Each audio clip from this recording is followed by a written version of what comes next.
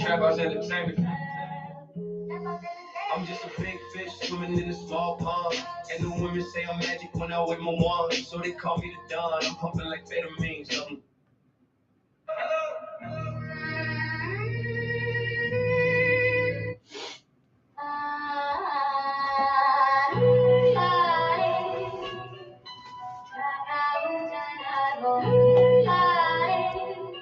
Trap House Entertainment.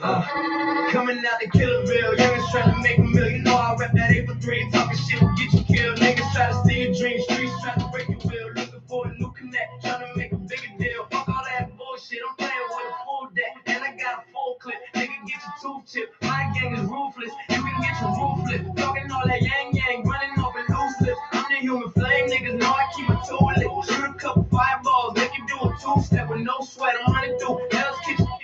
Blowing up your hood like a 40 transmission. Smoking big blunts, cheap and hard like an engine. I mean Indian. Don't make me bring my semi in. Hit your sack, cock it back, then we spin the block again. Ducking all the cops, cause we popping at the house again. Kiki Benny is my twin, Killerville for the win. All about them Benjamins, 8 for 3, we get it in. And you can check my fingerprints, man, the throne is for the prince. And you can ask my cousin Chase, cause that nigga represent. Coming out the Killerville, niggas trying to make a million. You know I rep that 8 for 3, talking shit will get you killed. Niggas try to steal your dreams, streets try to break your will. Looking for a new connect, trying to make a bigger deal. Coming out the Killerville, niggas trying to make a million. You know I rep that 8 for 3, talking shit will get you killed. Niggas try to steal your dreams, streets try to break your will. Looking for a new connect, trying to make a bigger deal. Smoking big blunts, cheap and hard like an engine. I'm Indian, don't make me bring my semi in. Hit your sack, cock it back, then we spin the block again. Ducking all the cops, cause we popping at the house again. You see me on the block, you know I'm slanging ready rock. The fiends love my spot, cause they know I got that drop. Watch out for the pole, 5 and crooked cops. Got patrols, rolling slow just to make the scene hot. Trying to slow up my profits, cause I'm selling narcotics. Put me in the pen for 5 to 10 like a fucking hostage. But I wave my middle finger, tell them niggas sell my sauce. Then I roll up some ganja and I keep the strip poppin'. I make you strip poppin'. When I run your pockets, I want your ring and your watches and all of your dollars. Put your ass on, like you need to swallow your pride. These hollow tips will leave you hollow inside. We ready to ride on any fake, phony, coward ass pretender. Killerville is for real, we embarrass you niggas. Y'all sitting in the crowd, we some heavyweight contenders. And my calculator carries heavyweight with the numbers. Coming out of Killerville, youngins trying to make a million. More rap that 8 for 3, talking shit will get you killed. Niggas try to steal your dreams, streets try to break your will. Looking for a new connect, trying to make a bigger deal. Coming out of Killerville, youngins trying to make a million. More rap that 8 for 3, talking shit will get you killed. Niggas try to steal your dreams, streets try to break your will. Looking for a new connect, trying to make a bigger deal. See me on the block, you know I'm slanging ready rock.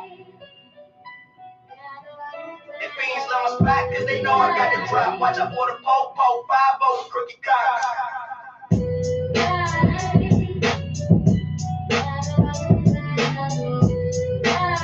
Got patrols rolling slow just to make the scene hot. Trying to slow up my profits.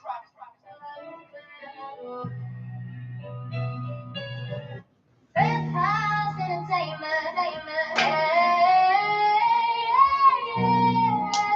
Trap House Entertainment. Coming out of Killerville, youngins trying to make a million. Know I rep that 8 for 3, talking shit will get you killed. Niggas try to steal your dreams, streets try to break your will. Looking for a new connect, trying to make a bigger deal. Fuck all that bullshit, I'm playing with a full deck, and I got a full clip. Nigga, get your tooth chipped. My gang is ruthless, you can get your roof lit. Talking all that yang, running up with loose lips. I'm the human flame, niggas know I keep my tool lit. Shoot a couple fireballs, make you do a two-step with no sweat. I'm running through Hell's Kitchen, blowing up your hood like a 40 transmission. Smoking big blunts, cheap and hard like an engine. I mean Indian, don't make me bring my semi in. Hit your sack, cock it back, then we spin the block again. Ducking all the cops, cause we popping at the house again. Kiki Benny is my twin, Killerville for the win. All about them Benjamins, 8 for 3, we get it in. You can check my fingerprints, man, the throne is for the prince. And you can ask my cousin Chase, cause that nigga represent. Coming out of Killerville, youngins trying to make a million. Know I rep that 8 for 3, talking shit to get you killed. Niggas try to steal your dreams, streets try to break your will. Looking for a new connect, trying to make a bigger deal. Coming out of Killerville, youngins trying to make a million. Know I rep that 8 for 3, talking shit to get you killed. Niggas try to steal your dreams, streets try to break your will. Looking for a new connect, trying to make a bigger. Smoking big blunts, cheap and hard like an engine. I mean Indian, don't make me bring my semi in. Hit your sack, cock it back, then we spin the block again. Ducking all the cops, cause we popping at the house again. fiends on my spot, cause they know I got that drop. Watch out for the po 5-0 and crooked cops got patrols. Rollin' slow just to make the scene hot. Try to slow up my profits, cause I'm selling narcotics. Put me in the pen from 5 to 10 like a fucking hostage. But I wave a middle finger, tell them niggas suck my sauce. Then I roll up some gun, and I keep the strip poppin'. Now I make you strip poppin'. When I run your pockets, I want your ring and your watches and all of your dollars. Put your ass all night, you need to swallow your pride. These hollow tips will leave you hollow inside. We ready to ride on any fake, phony coward ass pretend to kill a bill. It's for real, we embarrass you niggas. Y'all sitting in the crowd with some heavyweight contenders. And my calculator carries heavyweight with the numbers. Coming out of Killerville, youngers trying to make a million. No, I read that in the free. Talking shit and get you killed. Niggas trying to stay in dream streets, trying to break your will. Looking for a new connect, trying to make a big deal. Coming out of Killerville, youngers trying to make a million. No, I read that in the free. Talking shit and get you killed. Niggas trying to stay in dream streets, trying to break your will. Looking for a new connect, trying to make a big, smoking big blunts, keep on hard like an engine. I mean, Indian, don't make me bring my semi in. Bitches said, cock it back, then we spin the block again. Ducking all the cops, cause we copping at the ops again. If you see me on the block, you know I'm slanging ready rock. And fiends on the spot, cause they know I got that drop.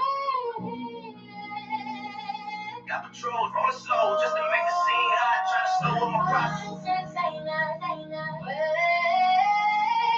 Try to slow up my profits.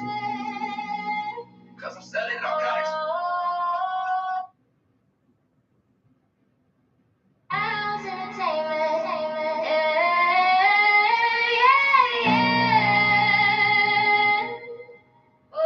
Check out my train.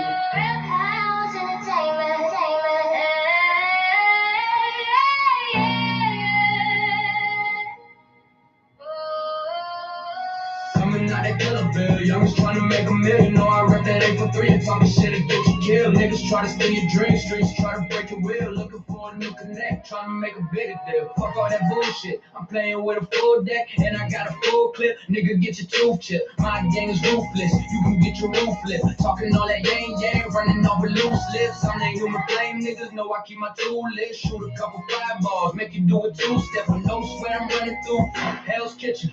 Going up your hood like a 40 transmission, smoking big blunts, keeping hard like an engine. I mean, Indian, don't make me bring my semi in. Hit your set, cock it back, then we spin the block again. Ducking all the cops, cause we popping at the ops again. Kiki Benny is my twin, Killerville for the win. All about them Benjamins, 8 for 3, we get it in. You can check my fingerprints, then the throne is for the prince. And you can ask my cousin Chase, cause that nigga represent. Coming out of Killerville, youngers trying to make a million. No, I rep that 8 for 3 and talk shit and get you killed. Niggas trying to stay in dream streets, trying to break your will. Looking for a new connect, trying to make a bigger deal. Coming out of Killerville, youngers trying to make a million. No, I rep that 8 for 3 and talk shit and get you killed. Niggas trying to stay in dream streets, trying to break your will. Looking for a new connect, trying to make a bigger deal. Smoking big blunts, keeping hard like an engine. I mean, Indian, don't make me bring my semi in. Hit your set, cock it back, then we spin the block again. Ducking all the cops, cause we popping at the ops again. If you see me on the block, you know I'm slinging ready rock. And fiends love my spot, cause they know I got that drop. Watch out for the pole 5-0 and crooked cops. Got patrols, rollin' slow just to make the scene hot. Tryna slow on my profits, cause I'm selling narcotics. Put me in the pen from 5 to 10 like a fucking hostage. But I wave my middle finger, tell them niggas so solid. Then I roll up some gun, and I keep the strip poppin'. Now I make you strip poppin'. When I run your pockets, I want your ring and your watches and all of your dollars. With your ass all night, you need to swallow your pride. These hollow tips will leave you hollow inside. We ready to ride on any fake, phony coward ass pretend to kill a bill. It's for real, we embarrass you niggas. Y'all sitting in the crowd, we some heavyweight contenders. And my calculator carries heavyweight with the numbers. Coming out to Killerville, youngers trying to make a million. No, I rep that 8 for 3 and talking shit and get you killed. Niggas trying to stay in dream streets, trying to break your will. Looking for a new connect, trying to make a big deal. Coming out to Killerville, youngers trying to make a million. No, I rep that 8 for 3 and talking shit and get you killed. Niggas trying to stay in dream streets, trying to break your will. Looking for a new connect, trying to make a bigger deal. If you see me on the block, you know I'm slinging ready rock. And fiends on the spot, cause they know I got that drop. Watch out for the po 5-0 and crooked cops. Got patrols rollin' slow just to make the scene hot. Try to slow up my profits, cause I'm selling narcotics.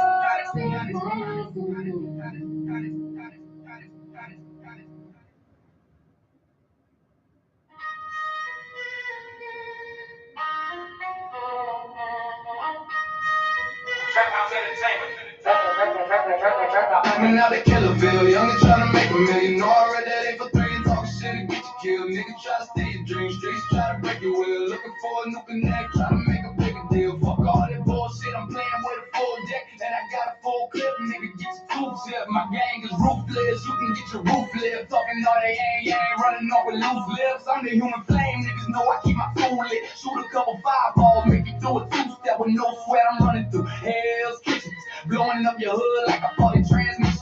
Smoking big blunts, cheap and hard like an engine. I'm in the end, don't make me bring my semi in. Hit your set, cock it back, then we spin the block again. Ducking all the cops, cause we popping at the house again. Kiki Benny is my friend, Killerville for the win. All about them Benjamins, 8 for 3, we get it in. You can check my fingerprints, man, the throne is for the prison. You can ask my cousin Chase, cause that nigga represent. Coming out of Killerville, youngest trying to make a million. No, I read that 8 for 3, talking shit and get you killed. Nigga try to steal your dreams, streets try to break your will. Looking for a new connect, trying to make a bigger deal. Coming out of Killerville, youngest trying to make a million. No, I read that 8 for 3 and talking shit and get you killed. Nigga try to steal your dreams, streets try to break your will. Looking for a new connect, trying to make a bigger deal. Smoking big blunts, cheap and hard like an engine. In the end, don't make me bring my semi in. Hit your set, cock it back, then we spin the block again. Ducking all the cops, cause we popping at the house. If you see me on the block, you know I'm slinging ready to rock. The fiends love my spot, cause they know I got that drop. Watch out for the po-po, 5-0 and crooked cops. Got patrols rolling slow just to make us scene hot. Trying to slow up my profits, cause I'm selling narcotics. Put me in the pen from 5 to 10 like a fucking hostage. But I wave my middle finger, tell them niggas suck my sausage. Then I roll up some ganja and I keep the strip popping. I make you strip partner. When I run your pockets, I want your ring and your watches. All of your dollars, put your ass on. Ice, you need to swallow your pride. These hollow tips will leave you hollow inside. We ready to ride on any fake, phony, coward ass presenter. Killerville is for real. We embarrass you niggas. Y'all sitting in the crowd. We some heavyweight contenders. And my calculator carries heavyweight with the numbers. I got her coming out of Killerville. Youngest trying to make a million. No, I read that 8 for 3 and talking shit and get you killed. Nigga try to steal your dreams. Streets try to break your will. Looking for a new connect. Trying to make a bigger deal. Coming out of Killerville, youngest trying to make a million. No, I read that 8 for 3 and talking shit and get you killed. Nigga try to steal your dreams, streets try to break your will. Looking for a new connect, trying to make a bigger deal. See me on the block, you know I'm slinging ready rock, ready rock, ready rock. The fiends on my spot, cause they know I got that drop, got that drop, got that drop. Watch out for the po-po, 5-0 and crooked cops, crooked cops, crooked cops, crooked cops. Got patrols rolling slow just to make that scene hot. Trying to slow up my profits cause I'm selling narcotics, narcotics, narcotics, narcotics.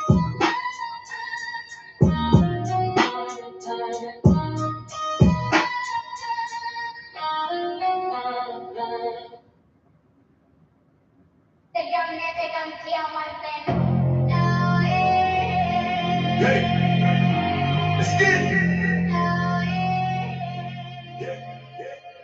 Let's get it. Trap House Entertainment.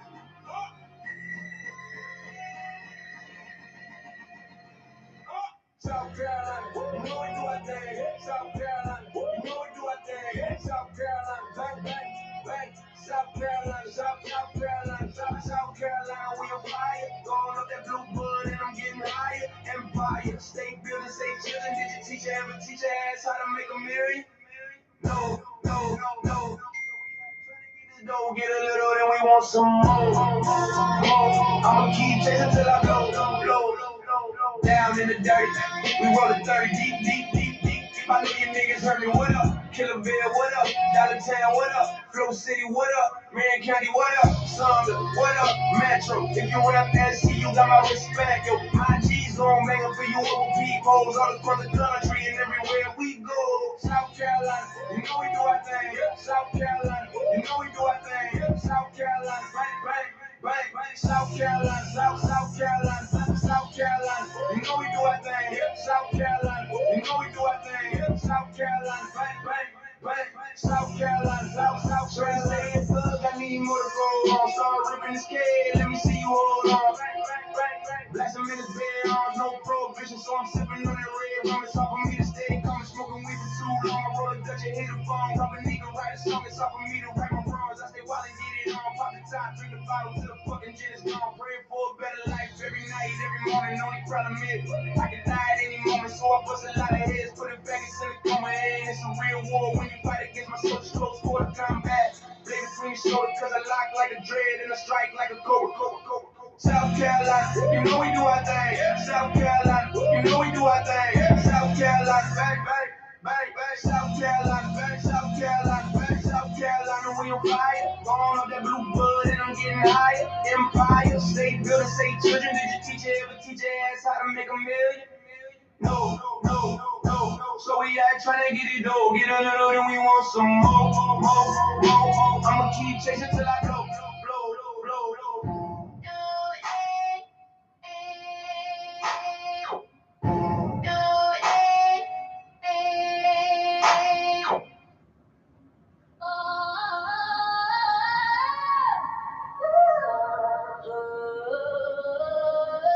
Trap House Entertainment.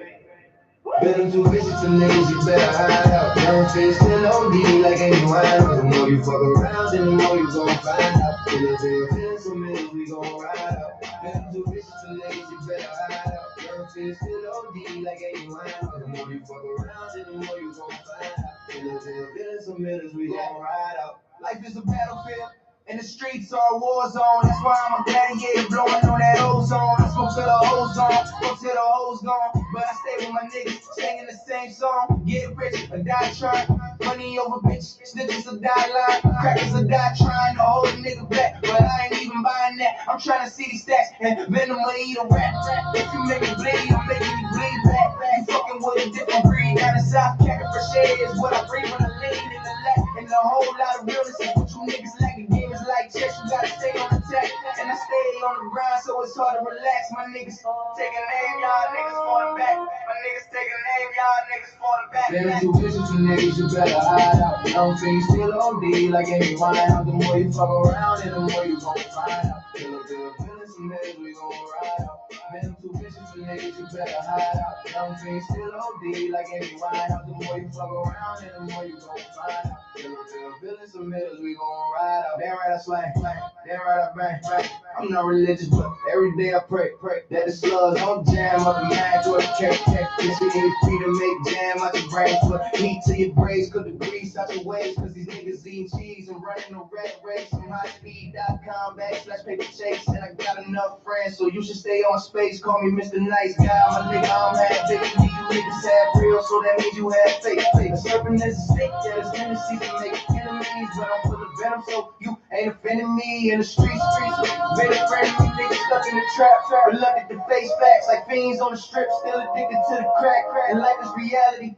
Niggas can't change that. Venom too vicious for niggas, you better hide out. Young things still OD like ain't wild. The more you fuck around, and the more you gon' find out. Feelin' some niggas, we gon' ride out. Venom too vicious for niggas, you better hide out. Young things still OD like ain't wild. The more you fuck around, and the more you gon' find out. Feelin' some niggas, we gon' ride out.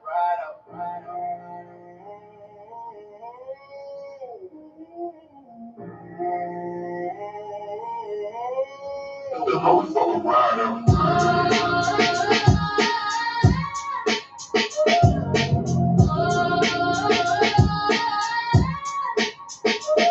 Been too busy for niggas, you better hide out.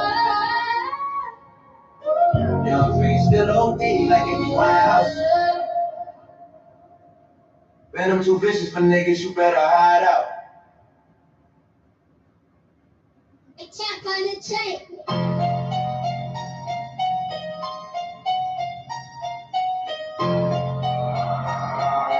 Trap House Entertainment.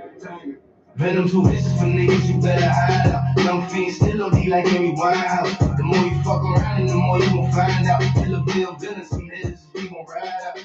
Venom too vicious for niggas, you better hide out. Young fiends still OD like Amy Winehouse. The more you fuck around, and the more you gon' find out. Killer Bill, villain, some niggas, we gon' ride out. Life is a battlefield. And the streets are a war zone. That's why I'm a gladiator blowing on that ozone. I smoke till the hoes gone, fuck till the hoes gone. But I stay with my niggas, singing the same song. Getting rich or die trying, money over bitches. Snitches who die lying, crackers who die trying to hold a nigga back. But I ain't even buying that, I'm trying to see these stacks. And venom or eat a rat. If you make me bleed, I'm making you bleed back. You fucking with a different breed, down the South Carolina, fresh air is what I breathe when I lean in the lap. And a whole lot of realness, what you niggas lack. The game is like chess, you gotta stay on the attack. And I stay on the grind, so it's hard to relax. My niggas taking aim, y'all niggas falling back. My niggas taking aim, y'all niggas falling back. better hide out. Young fiends still OD like Amy Winehouse. The more you fuck around and the more you gon' find out. Killer Bill, villain, some hitters, we gon' ride out. Venom too vicious for niggas, you better hide out. Young fiends still OD like Amy Winehouse. The more you fuck around and the more you gon' find out. Killer Bill, villain, some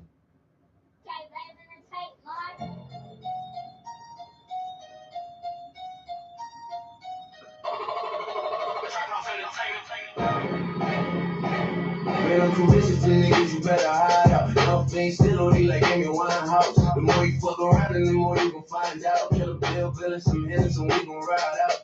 Venom too vicious for niggas, you better hide out. Young fiends still OD like Amy Winehouse. The more you fuck around and the more you gon' find out. Killer Bill, villain, some hitters, so we gon' ride out. Life is a battlefield. In the streets, all war zone. That's why I'm a gladiator, blowing on that ozone. I smoke to the ozone, fuck to the ozone. But I stay with my niggas, singing the same song. Get rich, I try my money over bitch. Snitches will die lying, crackers will die trying to hold a nigga back, but I ain't even buying that. I'm trying to see these stacks. And Venom will eat a rat if you make me bleed. I'm making you bleed back, you fucking with a different breed. Down in South Cat, fresh air is what I breathe when I lean. In the lag, and a whole lot of realness is what you niggas lack. The game is like chess, you gotta stay. Yo, what up, bro? Stay on the grind, so it's hard to relax. My niggas taking aim, your niggas falling back. My niggas taking aim, your niggas falling back. I'm trying to wrap up this next album. It's actually one of the first albums I did with Suno. So all the mixes are on the older version of the program. It was only like 9 songs. So I've been, for the past couple days, just been going back over that playlist and trying to update them to the new version of the program. But the prompts are definitely, like, it definitely responds to prompts different. If I try to keep the original prompt I use, shit don't even sound. It shit don't even be sounding right. So now I ran a bunch of the songs a couple different times and put them all on one playlist, like all the different versions. So I'm just running through it, listening to them and seeing which ones I'm gonna definitely delete. And after I listen to the playlist a few times, I try to narrow it down as much as I can. Like even this version, I don't think I'm feeling it like that. The more you fuck around and the more you gon' find out. Killer Bill, villain, some hitters, so we gon' ride out. Venom too vicious for niggas. Yeah, I'm gonna take that one off. Let's see. Truckhouse Entertainment. Oh, it's like 5 o'clock. Where you at, ain't it? 5 a.m. Young fiends still OD like Amy Winehouse. The more you fuck around and the more you gon' find out. Killer Bill, villain, some hitters, we gon' ride out. Venom too vicious for niggas, you better hide out. Young fiends still OD like Amy Winehouse. The more you fuck around and the more you gon' find out. Killer Bill, villain, some hitters, we gon' ride out. Life is a battlefield. In the streets, all war zone. That's why I'm a gladiator, blowing on that ozone. I smoke to the ozone, fuck to the ozone. But I stay with my niggas singing the same song. Get rich or die trying. Money over bitch, snitches will die lying. Crackers will die trying to hold a nigga back. But I ain't even buying that. I'm trying to see these stacks and Venom will eat a rat. If you make me bleed, I'm making you bleed. Back you fucking with a different breed. Down in South Cat, for shit, it was what I breathe when I lean in the lap. Ain't a whole lot of realness is what you niggas lack. The game's like chess, you gotta stay on the tack. And I stay on the grind, so it's hard to relax. My niggas taking aim, y'all niggas falling back. My niggas taking aim, y'all niggas falling back. Venom too vicious for niggas, you better hide out. Young fiends still OD, like Amy Winehouse. The more you fuck around, and the more you gon' find out. Killer Bill, villain, some hitters, we gon' ride out. Venom too vicious for niggas, you better hide out. Young fiends still OD, like Amy Winehouse. The more you fuck around, and the more you gon' find out. Killer Bill, villain, some hitters, we gon' ride out. Damn right, I slang. Damn right, I bang. I'm not religious, but every day I pray that the slugs don't jam up the mac or the cake. Hit you in your peanut, make jam out your brains, put heat to your brakes, cook your grease out your whips. Cause these niggas eating cheese and running a rat race. I'm highspeed.com /picture chasing. I got enough friends, so you should stay on my space. Call me Mr. Nice, got my nigga, I'm half big and you niggas half real. So that means you half fake. A serpent is a snake that has tendencies to make enemies, but I'm full of venom, so you ain't offending me. And the streets been bringing me. Niggas stuck in the trap, reluctant to face facts like beans on the strip, still addicted to the crack. And life is reality. Niggas can't change that. Venom too vicious for niggas, you better hide out. Young fiends still OD, like Amy Winehouse. The more you fuck around and the more you gon' find out. Killerville, Venom, some niggas, we gon' ride out. Venom too vicious for niggas, you better hide out. Young fiends still OD, like Amy Winehouse. The more you fuck around and the more you gon' find out. Killerville, Venom, some niggas, we gon' ride out.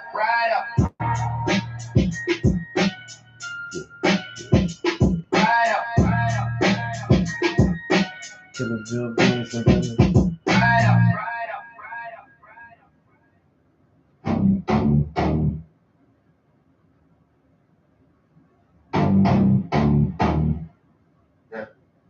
Okay, trap house entertain these chicks out of here acting like I own something, but they never gave me none, so they need to stop fronting. Cause just yesterday you was in my bed humping and you busting nut too, so you need to stop stunting and you know you with my girl, cause it's all about fucking. But we can bust it up and smoke a hell, it ain't nothing. They don't get attached to the way that I be pumping, just to let you know.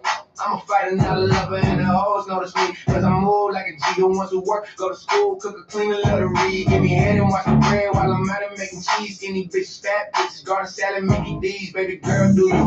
Cause I'ma do me, and I'm real nonchalant, so I move with the breeze. I'm brown and smooth, it's like she sipping Hennessy when she slurping on me, and she do it with ease. I fuck them like a porn star, treat them like a porn star, ski them like a porn star, and leave them like a porn star. I fuck them like a porn star, treat them like a porn star, ski them like a porn star, and leave them like a porn star. I fuck them like a porn star, treat them like a porn star, ski them like a porn star, and leave them like a porn star. I fuck them like a porn star, treat them like a porn star, ski them like a porn star, and leave them like a porn star. I tell these chicks every round, I'm not trying to trick, make you bust a ton of nuts, cause I got some good dicks, so don't try to play me. Go digging in my pockets, your ass ought to pay me, cause I'm charged like a socket, blast you off like a rocket. Let me see you pussy poppin', trying to claim the dick is yours, little bitch. You need to stop it, cause you friends throwing signals and you trying to cock block it. And I dress super clean, so the hoes stay watching when I step on the scene. Yep, they quick to start jogging, but I'm not Smarty Jones. You punches on my combs. My nickname Jody, I'm sending your mommy home, and she left a thong. So Poppy know what's going on, man. Dingo in the house, and I know he found out, cause I took the rubber off to ski my yogurt on the couch. I was feeling presidential, got a little water block. She caught the rest in her mouth and didn't even spit it out. I fuck him like a porn star, treat him like a porn star, ski him like a porn star, and leave him like a porn star. I fuck him like a porn star, treat him like a porn star, ski him like a porn star, then leave him like a porn star. I fuck him like a porn star, treat him like a porn star, ski him like a porn star, then leave him like a porn star. I fuck him like a porn star, treat him like a porn star, ski him like a porn star, then leave him like a porn star.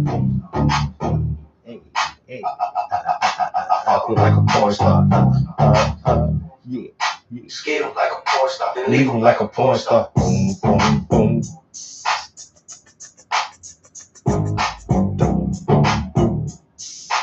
Fuck him like a porn star. Ski him like a porn star. Yeah. I'm trying to do the West Coast pimp, like the West Coast pimp vibe on this one. I might not keep this style on it though. Acting like I own something, but they never get me. I actually really like this version. Yesterday, you was in my bed humping, and you know you with my girl, cause it's all about fucking. But we can bust it up and smoke a hell, and it ain't nothing. Get away to the way that I be fucking, just to let you know.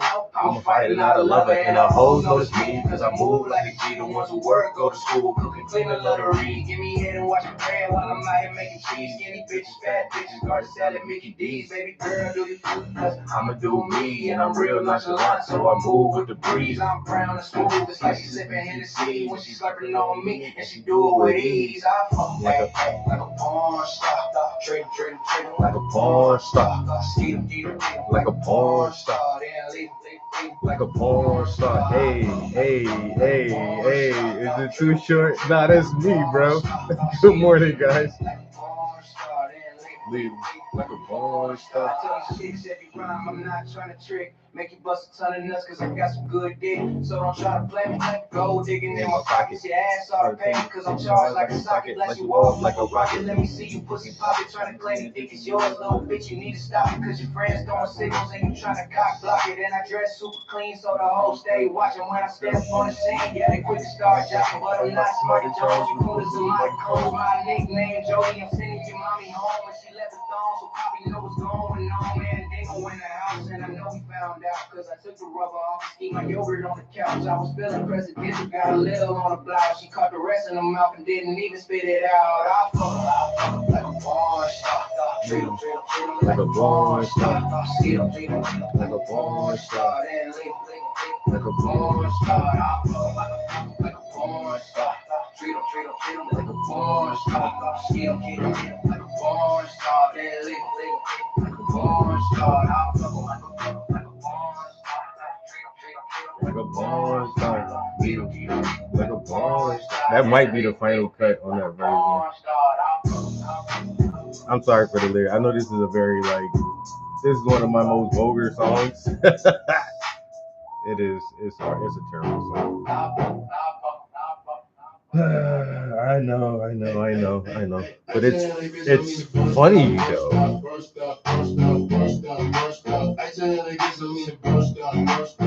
Yeah, oh yeah.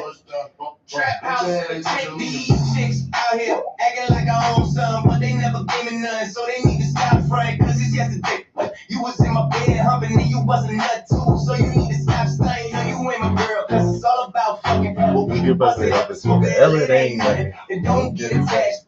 Okay, I think I really might just keep that one West Coast vibe. I think I like that one the best.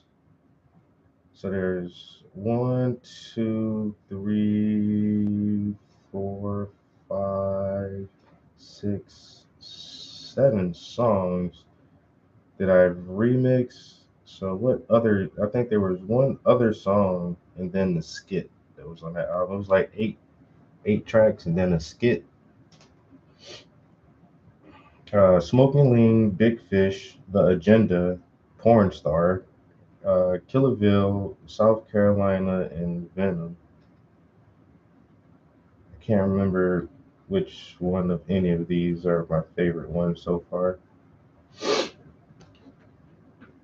Sounds good though. Yeah, it does. That little West Coast Dr. Dre vibe to it. Boom, boom, boom.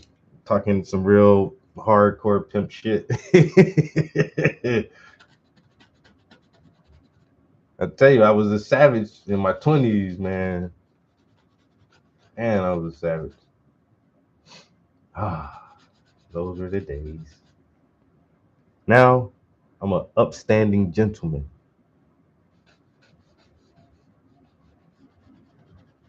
But I still have my natural instincts. So, you know what I'm saying? Don't judge a book by its cover.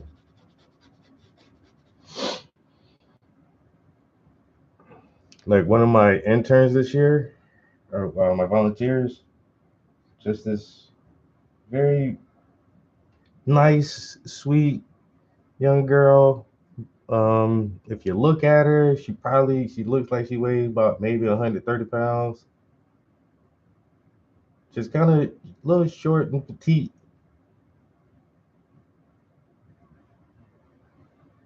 Eight-year Army vet.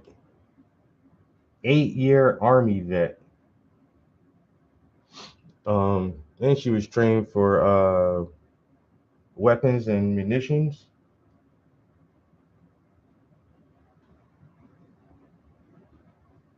I was like, damn, this chick is a fucking trained killer.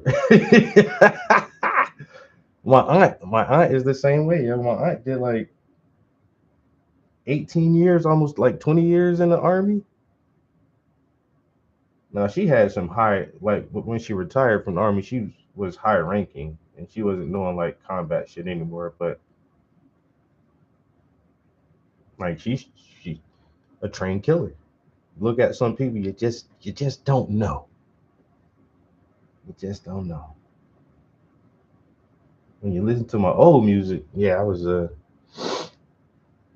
A wholly different person. I can't believe you were a 20-year-old savage. Yeah. Old habits die hard. I just be trying to do better. God damn. I done got away with too much. I swear. I done got away with too much.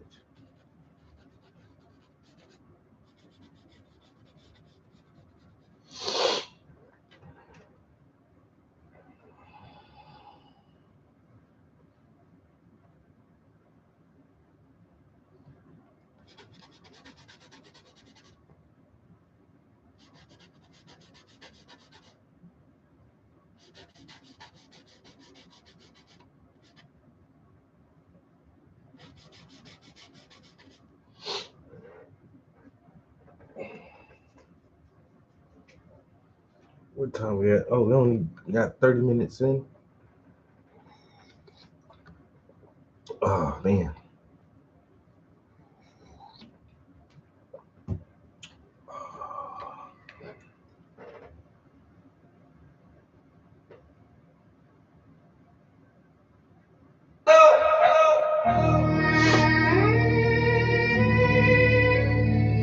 Hello.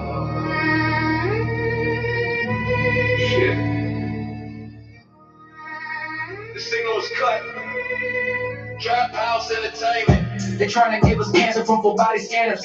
Aluminum oxide, fluoride, and barium. Codex, alimentarius, and aspartame. High fructose corn syrup, man, I know I'm not insane. Chemical compounds of pills trying to kill your pain. Mercury in cancer cells and vaccinations kill your brain. All the crap they put in fast food and GMOs, trying to make the kids feral, feeding them these hormones. They build up in your body and start causing damage to your deoxyribonucleic acid. Population reduction, they only want clones, cause that's the easiest way for population control. So they blackball David Icke, Mark Dice, Alan Watt, Brandon Turby, Dylan, Alex Jones. They call us the enemy, America's war zone. I'm here to give you knowledge, make decisions on your own.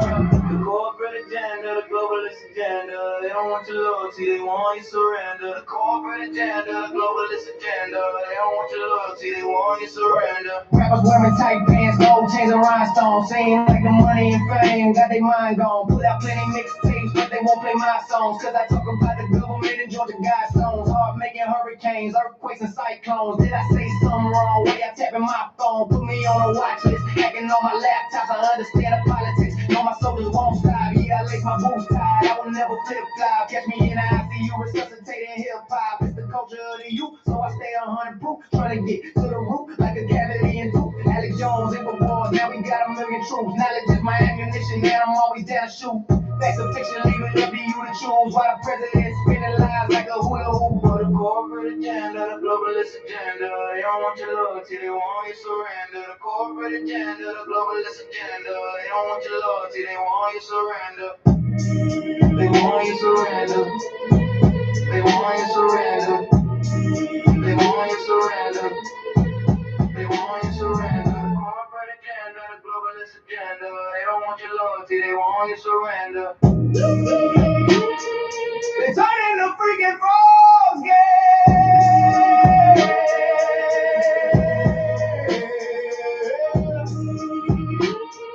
They turn into freaking frogs, yeah. They want your surrender. They turn into freaking frogs, yeah.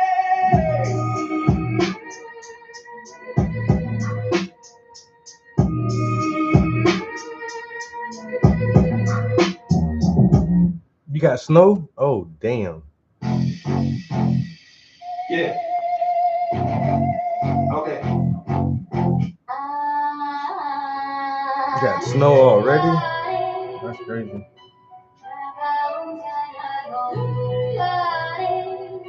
Trap House Entertainment.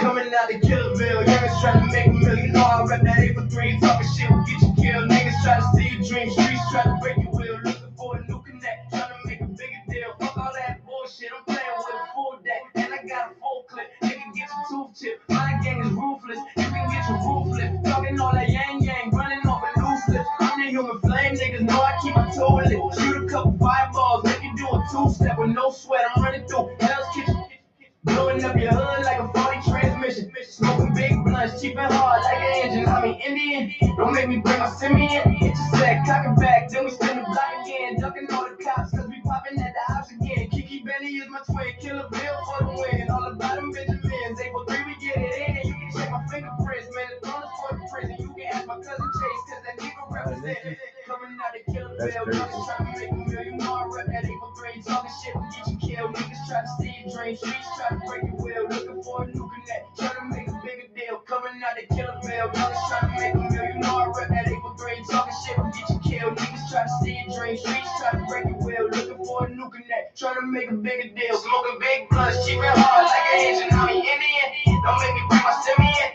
Hit your sack, cock it back, then we spin the block again. Ducking all the cops, cause we popping at the house again. You see me on the block, you know I'm slanging ready rock. The fiends love my spot, cause they know I got that drop. Watch out for the pole, 5 and crooked cops. Got patrols, roll slow just to make the scene hot. Try to slow up my cause I'm selling narcotics. Put me in the pimp, 5 to 10 like a fucking hostage. But I wave my middle finger, tell them niggas something soft. Then I roll up some ganja and I keep the strip poppin'. I make you strip poppin'. When I bring your parties, I want your ring and your watches and all of your dollars. Put your ass on like you need to swallow your pride. These hollow tips will leave you hollow inside. Are we ready to ride on any fake, phony, coward ass pretender? Killer Bill is for real. We embarrass you niggas. Y'all sitting in the crowd. We some heavyweight contenders. And my calculator carries heavyweight with the number. Coming out of Killer Bill. Niggas trying to make a million. You know I rep that April 3. Talking shit will get you killed. Niggas try to steal your dreams. Streets try to break your will. Looking for a new connect. Try to make a bigger deal. Coming out of Killer Bill. Niggas trying to make a million. You know I rep that April 3. Talking shit will get you killed. Niggas try to steal your dreams. Streets try to break your will. Looking for a new connect. Try to make a bigger deal. See me on the block. You know I'm slaying right back. The fiends love my spot, cause they know I got the drop. Watch out for the 4, 5 and crooked cops.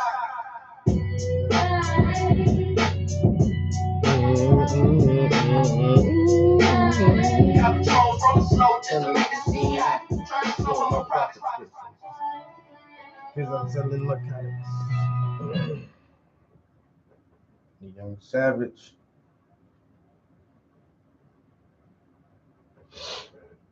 Young Savage. That's all I know, man. If I can change, anybody can change, bro. Yeah.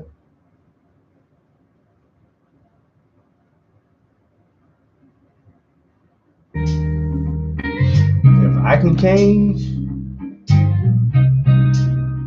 but I did have a praying ass grandma too, so that helped a lot. So if y'all got somebody that's praying for y'all, you better appreciate that shit.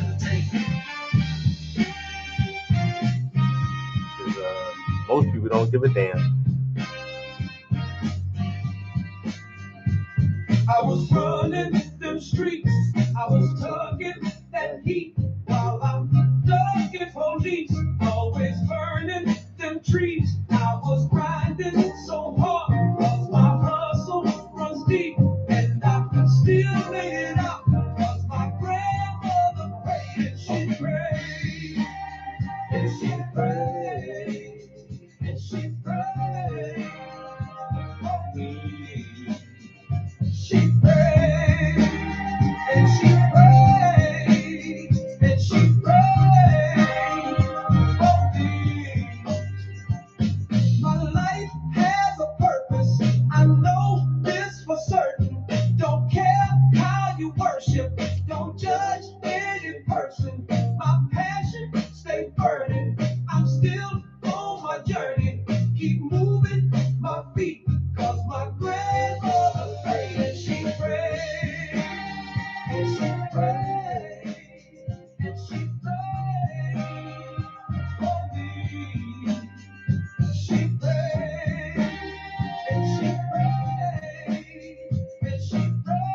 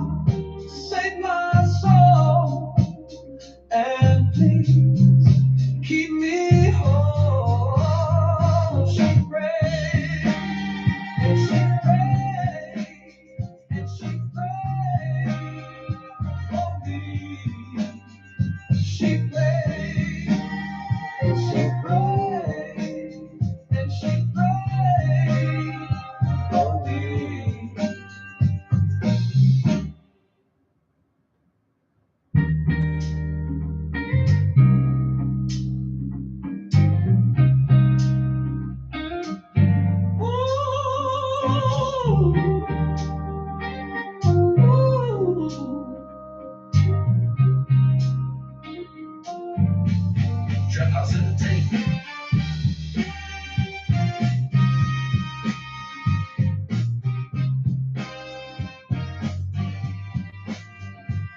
I was running them streets, I was tugging that heat while I'm ducking police, always burning them trees. I was grinding so hard, cause my hustle runs deep, and I still made it out, cause my grandmother prayed and she prayed, and she prayed, and she prayed for me. She prayed, and she prayed, and she prayed for me. My life has a purpose, I know this for certain. Don't care how you worship, don't judge any person. My passion stay burning, I'm still on my journey. Keep moving my feet, cause my grandmother prayed and she prayed, and she prayed, and she prayed for me. She prayed, and she prayed, and she prayed for me.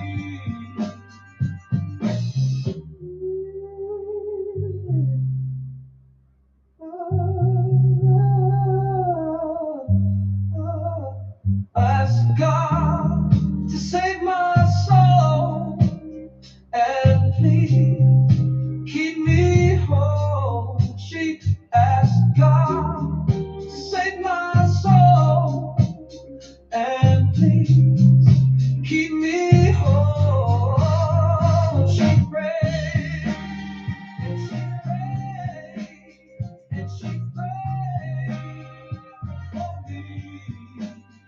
She prayed, and she prayed, and she prayed for me.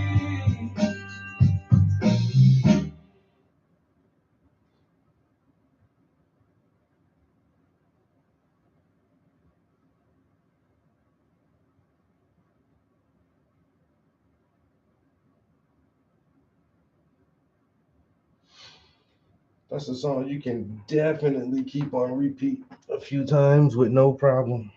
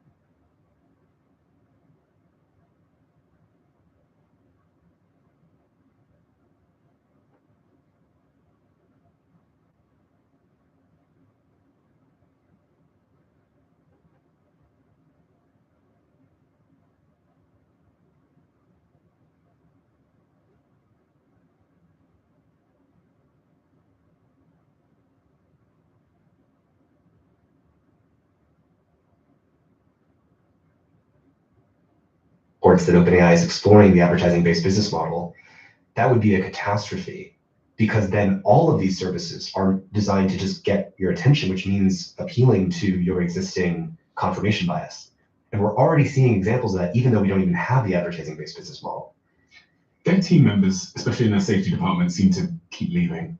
Yes. Which is concerning. Yeah, there only seems to be one direction of this trend, which is that more people are leaving, not staying and saying, yeah, we're doing more safety and doing it right. There's only one company seems to be getting all the safety people when they leave, and that's Anthropic.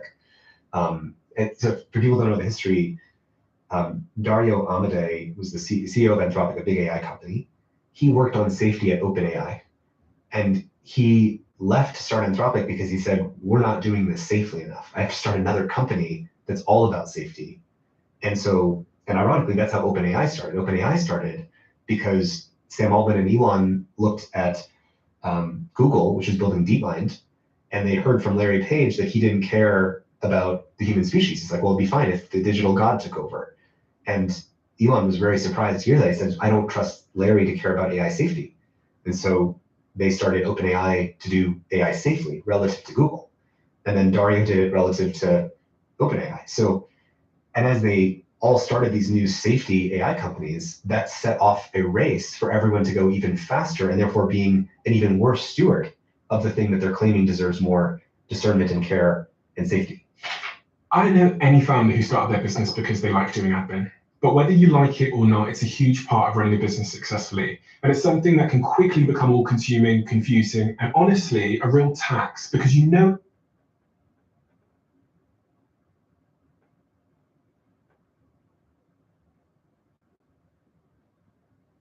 one, or the new one, or even the newest one, because they just came out with a brand new adapter that not only does the same thing that these do, but when you plug it into your UPS. This is Thanksgiving weekend. This is when families come together, celebrate, share memories, give each other love. And unfortunately tonight, heaven is a little bigger with the individuals, children and adults that unfortunately did not make it. Stockton is better than this. Whoever did this, if you know them, as the district attorney just said, please call Crime Stoppers. You can leave an anonymous tip. We've got work to do, and this type of violence, again, our city is better than that. 2014, I remember the Madison Market shooting. 7 people were gunned down right across from the school district. Unacceptable. And what happened tonight? Again, unacceptable. Families should be together instead of at the hospital, standing next to their loved one, praying that they survive. So again, I wish we had better news for you. Wish we could tell you more. As soon as that information becomes available, we will make sure that you get it. So what's going on? Thank you.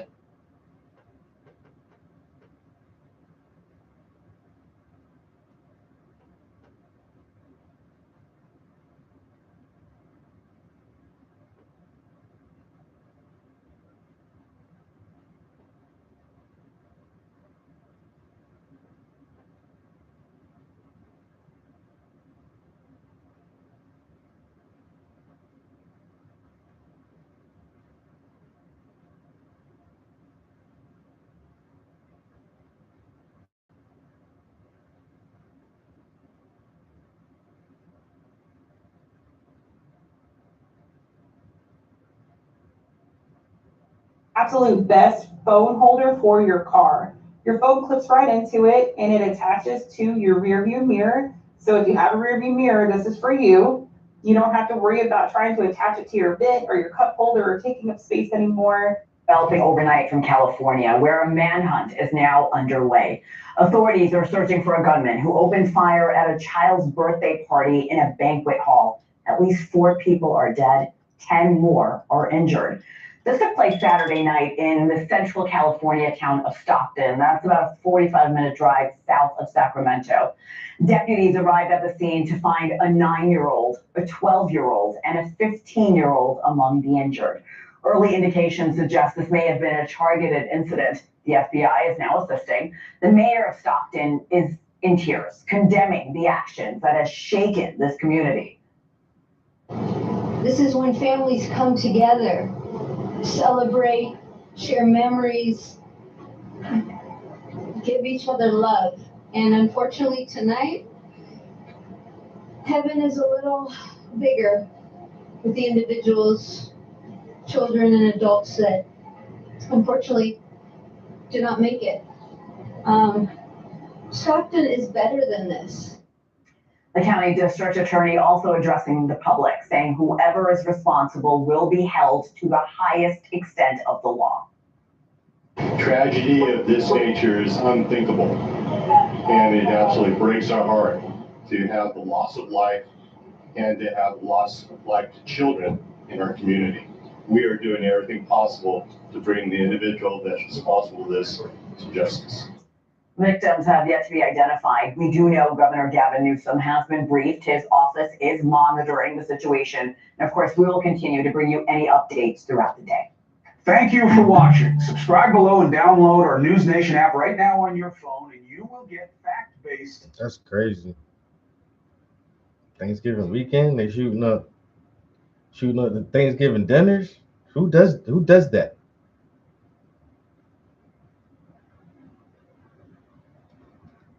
Who does that?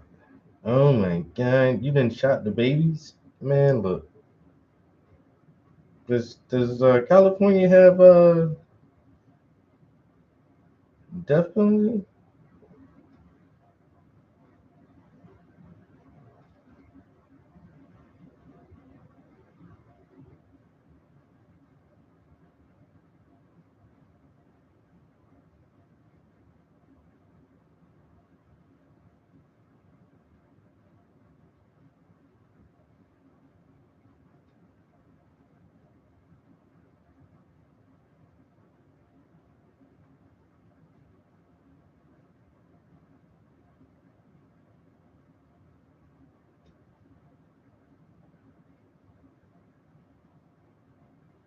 Ready to level up your Python workflows?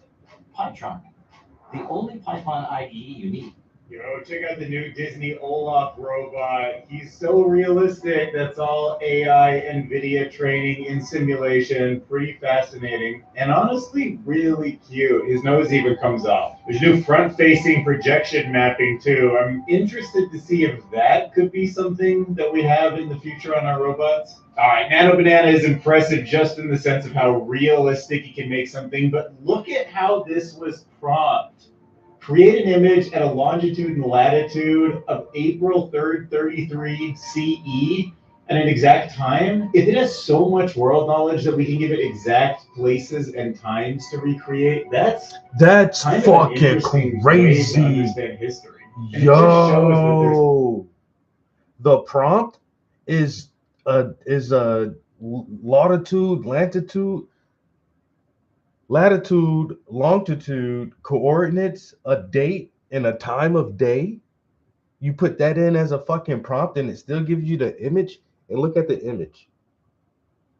Create an image at 31.7785 degrees north, 2296 degrees east on April 3rd. And that's the image. It's like, okay, yo, that is pretty impressive. Something deeper coming out of these models. That's so kind of a new robotics company like that just emerged a little from scary stealth though. mode, and they were actually giving gloves to a whole bunch of different families while they cleaned and did dishes. And those gloves were equivalent to being teleoperated, and they used that data to train it to do this. Andre Karpathy wrote a really intelligent piece on why the kind of intelligence that we're getting out of these AI models is just so different from the kind of intelligence that we know from biology. Rob Mason is going to dive into the nuances of when an AI does something impressive or intelligent, or it seems like it's understanding, or it even has a world model. What is it? Like, is it the same thing? It's common to say AI have, quote, world models now, but is this understanding? Lior Messinger asked the questions, how did scientists discover the AI species? And think about how that is phrased, the AI species. And truth be told, it's not a regular scientific discovery. Yes, it emerged spontaneously without prediction, and it wasn't engineered with intent. But on the other hand, AI is man-made, so it was both discovered and created, even if that is by chance. So we're going to ask the question, when will we know how to build a new sense of humor or add a new field of knowledge to an AI just by changing some numbers inside of the model? And will that answer take mankind another 6,000 years like it took us to build the first theory of melting sand? Anthropic's had some new research from shortcuts to sabotage, natural emergent misalignment from reward hacking, good stuff to review. You can see when models learn to quote reward hack, it correlates with an increase in misaligned behavior on all of their evaluations. There's a new study that finds chatbots often nudge curious users towards conspiracy rabbit holes. And researchers have actually found something they're calling the Batman effect. The mere sight of that particular superhero can make us all more altruistic. So maybe the Batman effect for AI is part of how we align it. I've heard of weirder things. But to keep this channel powered up, I need you to press that hype button if you're on the YouTube mobile app and it's in the first 7 days of this video publishing and you haven't used one of your 3 hypes for the week. Would you please go do that right now? That helps little channels like mine that are, sub 400,000 subscribers actually stand out in the sea of smaller content. And, I'm definitely trying to grow this channel and get it out of the beginning stages and make this like a full-time thing. So any hype that you have would be much welcomed and I'd be thankful for. Now that you're all done using those hype points, look at this adorable little guy. This is a new Disney animatronic that just got debuted.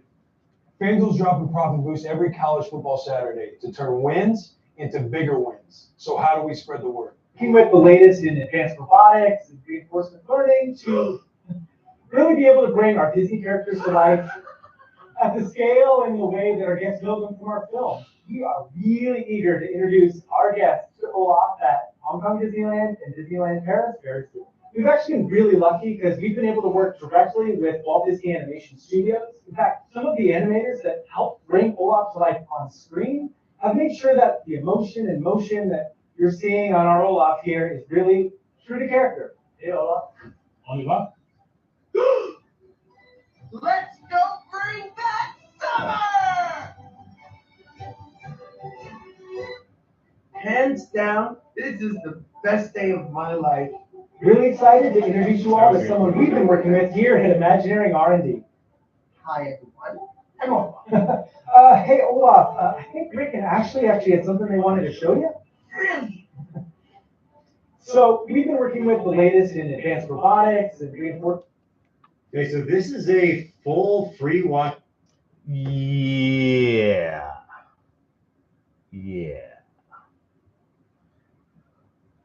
All right. Okay.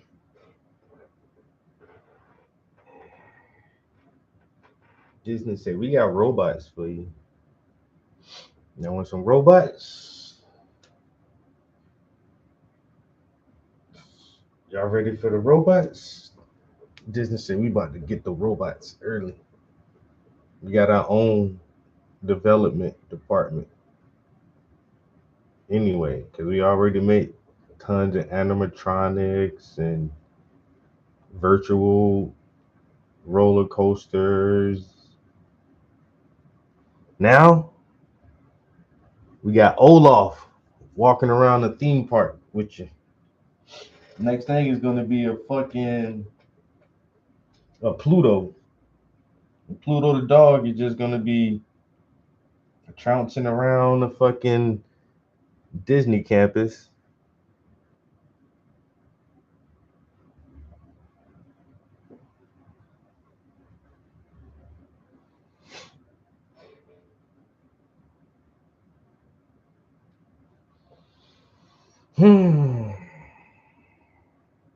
What an amazing time to be alive, to see the beginnings of all of this. Because in 100 years, like, man, I should have been born 100 years from now.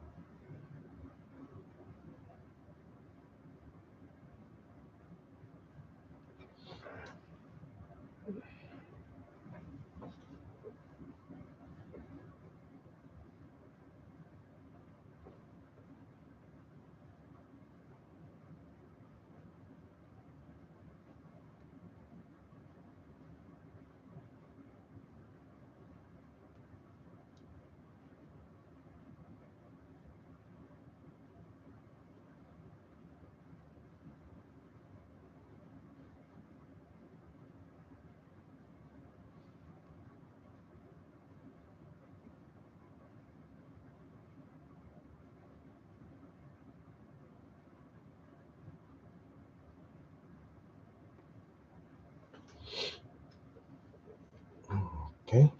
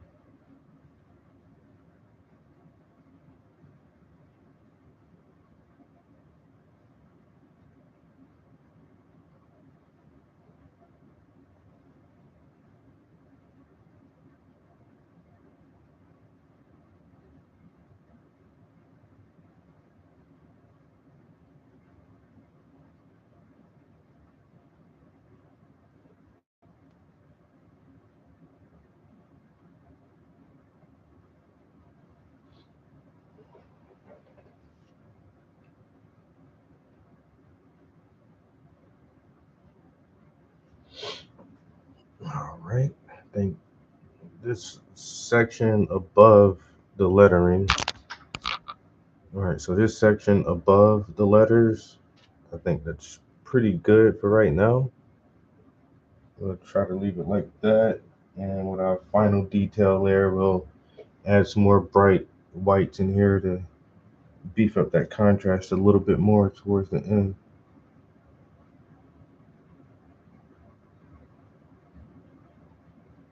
I think these shadows,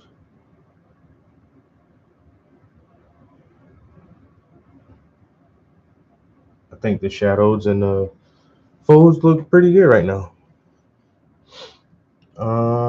So next, you want to do like inside this letter section here. I gotta scoot the picture up on that thing. Okay, so this crease carries down. So you're gonna have a darker shadow here, and this crease carries down. So those are gonna be prominent creases. This crease kind of flattens out right there. I might just white it out first. Let me go with white first.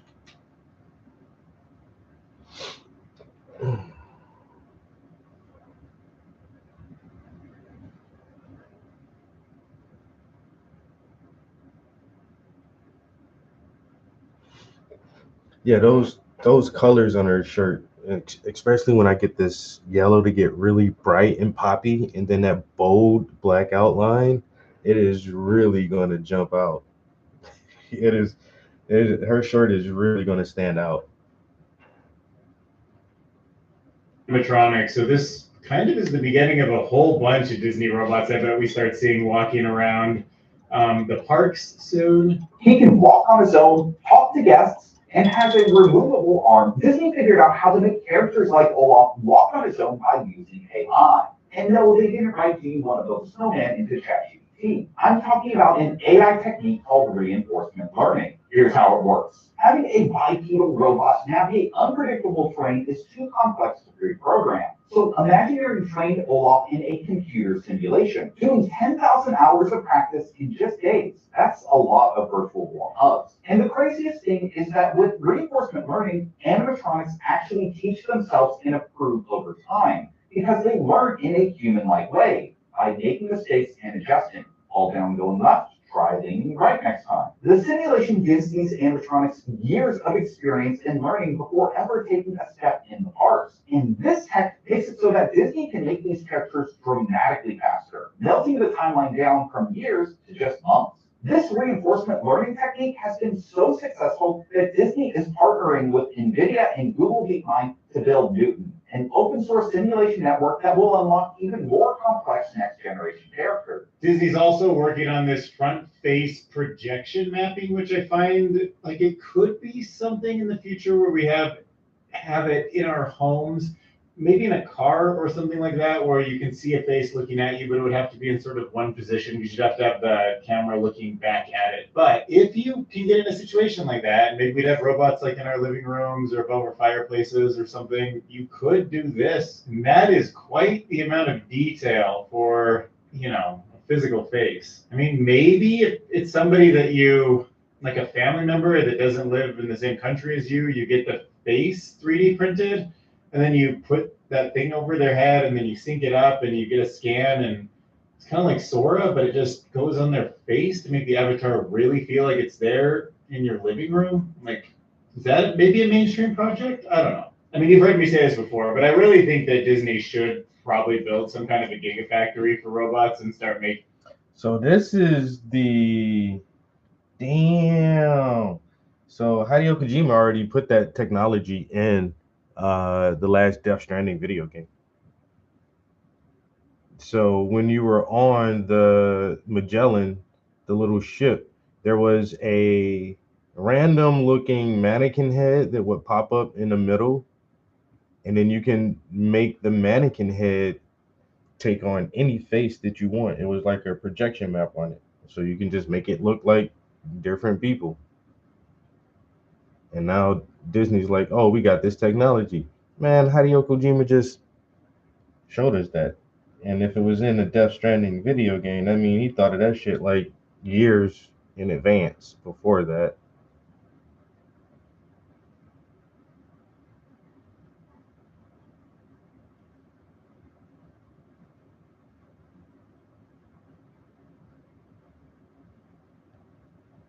But nah, that shit look crazy. All the technology is getting out there. Oh, it's time for a bathroom break. I shall return. Oh,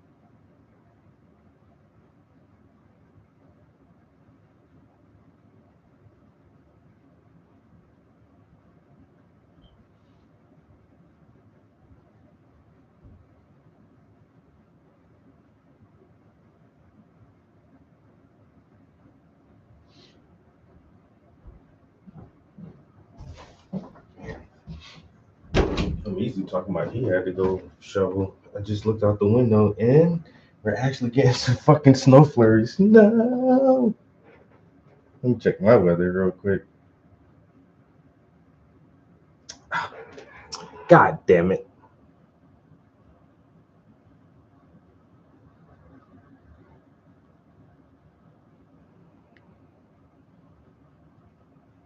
Today, Tuesday, Friday. Oh, yeah. It's that time of year. It's that time of year, son of a bitch. Son of a bitch. Old man Winter, you rule the day.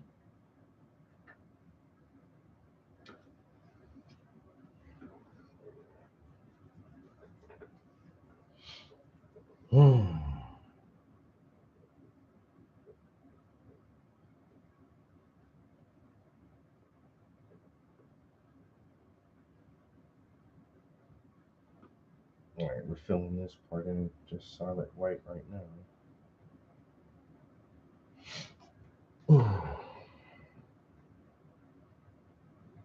And stuff for the consumer. It just seems like they have some really interesting IP, and I feel like there's so many people who would buy an Olaf robot instead of just building a dozen of them for your amusement parks. Just sell them, like sell them for $100,000, and I feel like they will actually sell fairly well. Okay, I didn't really think I was gonna just like share a Nano Banana output, but for some reason, the way the prompt was written to create an image at this latitude and longitude at this time in history, a place that it's never seen, I just didn't think it could do that. I didn't think it would have the world's map in it and know, what part of the world it is from a longitude and latitude, and especially having to imagine from history. I mean, this knowledge is out on the internet, but you think if it's just a bunch of word tokens, this isn't something that it would be capable of doing, but it does. And maybe it's trained on a world model, or maybe this stuff does just kind of emerge when you get a deep enough landscape, or there's something about the folks over at Nano Banana that have some kind of architecture that I don't know about, or maybe it's even published, I don't understand it, but it just, something about this seems pretty amazing to me, and I wanted to share it. Like just think about if you live in Salt Lake City and you ask for, a certain amount of time in the past, it was Lake Bonneville. And so like, would it imagine water and things floating? Could you go see the Cambrian explosion? Could you go see where dinosaurs were? Could you see early life before oxygen was there? Could you see the future? And obviously these would be hallucinated or estimated, but it would be based on a sort of factual estimation that sounds pretty cool to me. All right, let's talk about a secretive AI company that has just launched. They got out of stealth mode, even though they raised like tons and tons of money and nobody knew what they were doing this week. And what they showed us was a robot. They're calling him Memo, and it's a rolling two-armed household robot that's trained not in a sterile lab, but in real everyday life. And it's a little different. Normally, what you do is you have these things teleoperated, and somebody's, with their hands looking through the eyes of the robot and doing something like dishes. And then it's using that data along with simulations. But they kind of did this, I guess you call it like a hybrid. They got skill capture gloves. So they just found a whole bunch of people that really are cleaning homes full time and said, hey, can you wear these gloves when you just do what you do? And the gloves, they know all the articulation. They were able to see the same thing that the person was.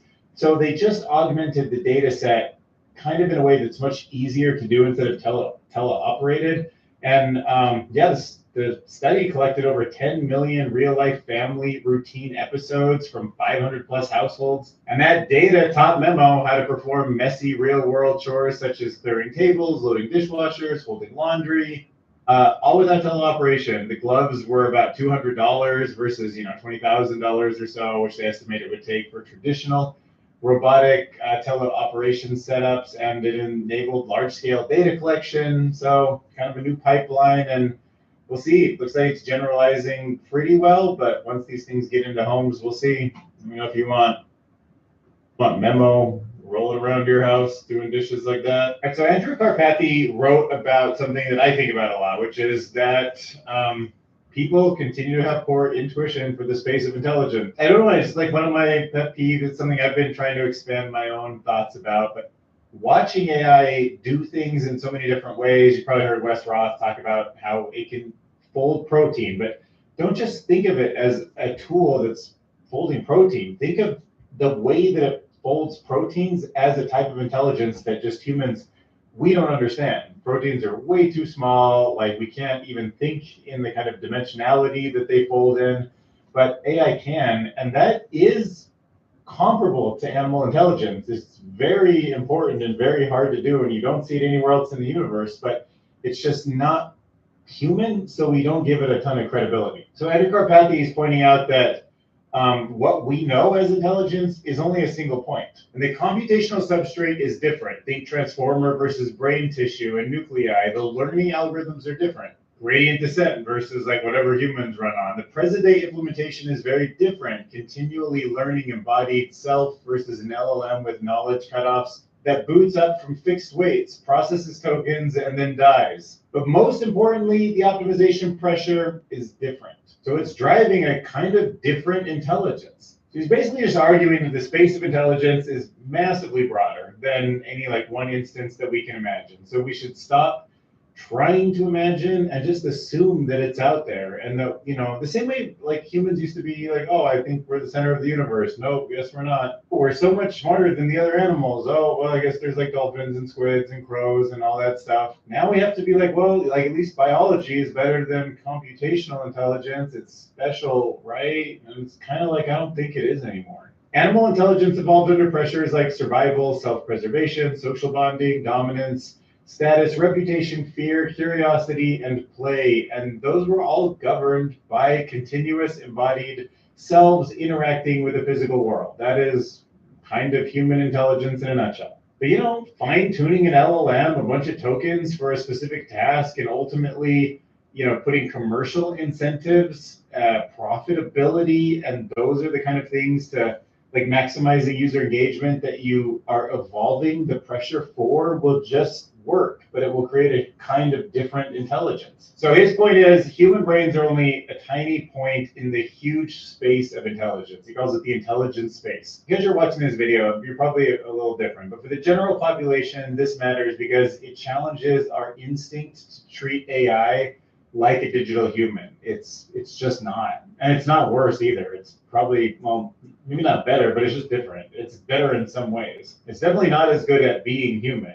but it's really good at all sorts of new things. We're watching so many new, points in that space of intelligence emerge right now, and we're just at the first inning. So it's time to start thinking of them as alien-style intelligences. They can solve problems that humans probably can't even conceive of right now, or fail in ways that humans can't even conceive in or want it. All right, next up, let's go look at some writings by Rob Mason. He's going to talk about latent models and whether or not a latent model equals understanding. Like a good latent model seems to be intelligent, but is it just intelligence without understanding, or does it? So Rob is arguing that even though large language models might internally build what we call a latent model, a structure that is reusable, it's sort of like an internal scaffolding to capture a concept. It might have elements of it that the pattern will find that show relationships or reasoning patterns, but it doesn't necessarily mean that they genuinely understand in a human sense. Now, it also kind of raises the questions, do humans really understand, or do we have a pattern too? So it's an interesting question. So a latent model, as defined, is an internal representation made of a compact state, circuit-like motifs, and an interference routine. And I know that's like pretty technical, but that means that what's in there, even though it's a bunch of numbers, a bunch of math, and a bunch of kind of geometry, if you think about it in terms of a graph, it needs to represent something out in the real world. It needs to predict some kind of behavior. It needs to explain that behavior, and it needs to respond consistently to interventions. And if it can do all of those things, is it just scaffolding? Kind of feels like it's not, because those kind of patterns, that kind of scaffolding is far richer than the statistical patterns of a world model. So a world model might be very complicated and it might have all the things that a world would have in it. But if it has the ability to predict and explain, that seems like it's understanding. However, you could also argue that even a robust latent model only covers a narrow concept or problem frame. It doesn't by itself guarantee that the broader capabilities that we associate with understanding, like integrating multiple ideas or deliberating or holding different perspectives over time or like long-term thinking applies. So The article also urges caution, claiming that understanding is something that the models do. Just because we see structured internal representations, it looks like understanding. You can argue that it is, but there's all that other stuff. So the internal structure of a system alone isn't enough in his argument to say that it has a real understanding. What matters more is how those structures are used over time. And if it's used over time in the right way, then those structures, they understand. Understanding becomes not a static state, but a trajectory of internal use. Next, let's go over Laura Messinger's thoughts about how did scientists discover the AI species. So we just heard Andrew Karpathy saying, treat all of these different sort of narrow AIs or general AIs like they're alien intelligences, because that's really kind of what they are in the space of intelligence. They're dots in very different places than where we are. So he's starting from the standpoint that what we do when we build an LLM is discover what it does, right? And I feel the same way. We don't program them to do things. We evolve them, we grow them. And yeah, maybe a better word is to say they're not designed and built. We discover what they are once we build them. We discover what they could do and what they're capable of. And the journey goes back in time. One of the key things that you need to know if somebody tells you about the history of AI is you've got to go back to AlexNet 2012 and Word2Vec in 2013. These were the first word-to-vector techniques, and this is still the main thing that pops into my head is this image. Every time I think about ChatGPT, and we're getting pretty far away from that. Like when you think of a model like Sora being trained in these world settings, I think of groups of pixels as tokens. I mean, it's getting way more abstract, and there's so many more techniques here. But for me, this is kind of this vector math is how I think about these systems mostly working. Now, for a while, you just sort of scaled this up. We changed what incorporated a token. Was it like an English word or a word fragment? And there was a few other things that were happening with images. And you were trying to capture different features, different dimensions of the data. But realistically, it was something kind of like this, just scaling. And it felt like it didn't work. But you scale, and then you get emergent behaviors. And we didn't really even have the technology to just scale that much, or the resources, or people weren't sure that would be worth putting that much resource into, especially in the 90s, 2000s, really that 2012 kind of thing hits. And then the 2015, 2017, people start really thinking, oh, can we scale this? And seeing some emergent behaviors that give them the clue that something bigger is happening. And then he talks about how the natural language processing, basically like words and tokens, science chased its own tails for years until 2018, Ilya Sutskever co-founded OpenAI with Musk, Brockman, and Altman. Maybe that's when some of these other people jumped on board. And then the new idea, which was the architecture, the transformer, obviously the most famous paper in all of AI at this point, and it came out of Google out of all places, but OpenAI ran with it. All that was needed was to take an existing sentence from somewhere, give the model a few words, and train it to predict the next word with no more humans in the loop. And the magic here was with Ilya Sutskever. He hypothesized that using transformers and maybe more importantly, next word prediction to train models at scale could give large language models, quote, understanding, and he was right. You can see some scaling kind of happening in nature. This is the percent of body mass made up by the brain. Full 2% in humans, coming up from 0.8 in chimpanzees, 0.1 in elephants, also, very intelligent animals. And for now, we just basically say $1 trillion data center, $1 trillion data center, $1 trillion data center. So we'll see where that takes us. So, and what drives all this scaling is something that they started to notice back in the day, which was there's another strange phenomenon. The models start to display behaviors that they're not trained for. Right? So you feed a bunch of photos of cats, and then you say, how well can you identify a cat that we haven't shown you? How well do you generalize? And along with generalization comes sort of the magic of intelligence. Okay, so think about this. One question you could ask an LLM to complete would be this. If a remote is on a table, and the table is in a living room, and the living room is on the first floor of a building, where is the remote? So the next word that comes out of the system, what should it be?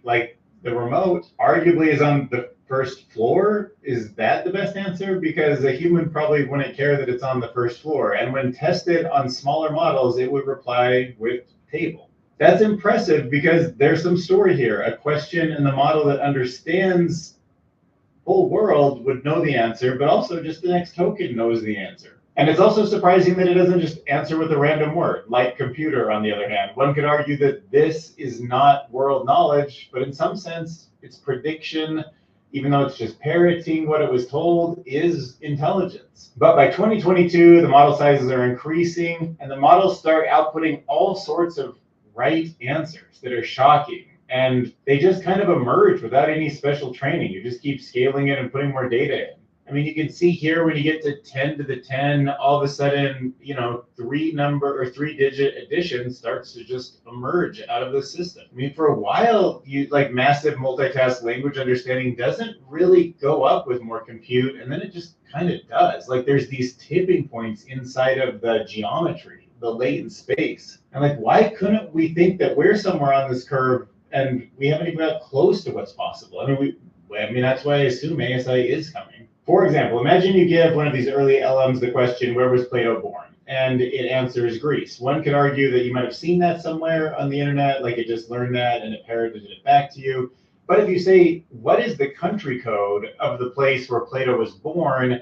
Clearly, there's no page on the internet that answers that silly question. And models started to answer such questions correct. That is reasoning. Or better yet, he claims intelligence. And how is this species going to evolve in the future? Now that this species has been discovered and created, it begs the question, how will it evolve? To what extent will scientists be able to improve it? And will we see the performance curve flatten at some point? Furthermore, scientists use AI capabilities to accelerate scientific progress itself. So AI improves itself, a clear evolutionary process. To what extent? I don't know. You know, and Sean's comment here is also kind of fascinating to me. For me, the interesting thing is, especially as we move into the world of agentic AI, is breaking down of the request into steps to take, getting an answer from one step and passing it as an input step to the next. So yeah, you can imagine certain AI agents, he says down here, like in the Greece country code is a perfect example. It's kind of recursive, but this is all in one brain. Imagine just a whole ecosystem, a whole society of agents, thousands that work for Tesla, thousands that work for Amazon, thousands that work for everyone and doing different things, and they're different researchers and they're negotiating with each other and they're probably exchanging some kind of cryptocurrency with each other. In essence, there's like like the real intelligence of humanity right now is all of us, okay? Like when we get in a car, you're standing on the shoulders of giants. When your refrigerator works, these are not just, you know, human intelligence didn't just invent the refrigerator. Lots of humans recursively asking questions, getting steps, building different, you know, pipelines. That's where the refrigerator came from. Now, how he explained that, we had to stand on the shoulders of people who asked the right questions before we got to the refrigerator. I think about smelting iron. Like, how did that process come about? Because there's so much to fucking understand about gathering raw ore and what type of ore, which is basically rocks, and superheating it until the rocks melt and you can form something else out of it. Where did that process come from? How long did it take to stack, you know, understanding upon understanding upon understanding until we got to the understanding of smelting iron ore? That's one of the things that fascinates me so hard. Like, who did that first? And how long, once again, was the process of gathering understanding and knowledge before it got to the actual point where this technique works and we know exactly how and why it works? I know for a fact if I dig here, I can find this type of rock. And if I heat it, it will do this, it will have this reaction, and I can use it for this. Who did all of that?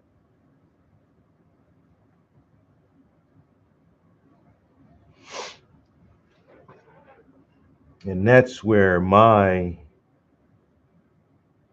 ancient civilization theory comes into play. Because everybody else said the gods taught us how to do stuff like that. The gods gave us kingship, and the gods gave us music, and they gave us weaving and metalworking. Like who are these people who already knew how to do that shit before they taught it to us? Because once again, it just seems like that takes thousands of years to develop a process like that. I've never seen like a really focused like documentary or lecture about early Stone Age and the invention of smelting. Do I have to do the research myself and put some shit together? Because I'm just still fascinated by that question alone. So fascinated by that question. Where did this technology come from? Where did this system and process come from?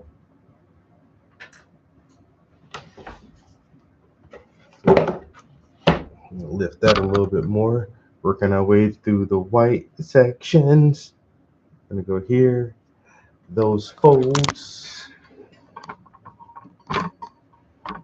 They're looking really good. So her hand is casting this shadow here.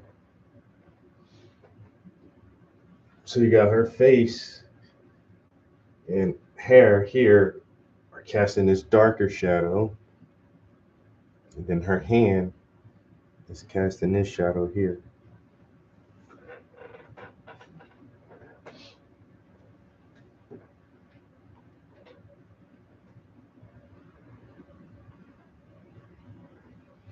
Loving that little break right here with that really bright area.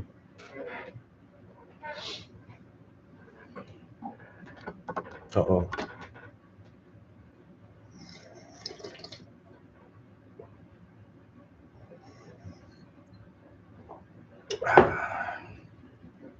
Thanks, Wendy.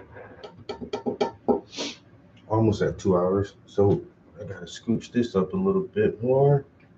And we're gonna do, this is just gray, a light gray. It looks solid white. I might just keep that solid white to keep it popping a little bit.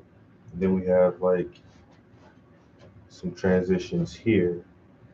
So this shadow is coming from her arm. It's casting these shadows here. So don't got a lot left to do. And then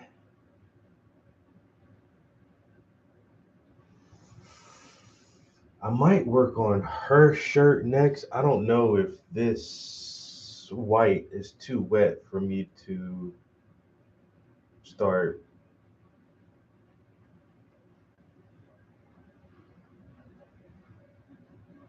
playing around.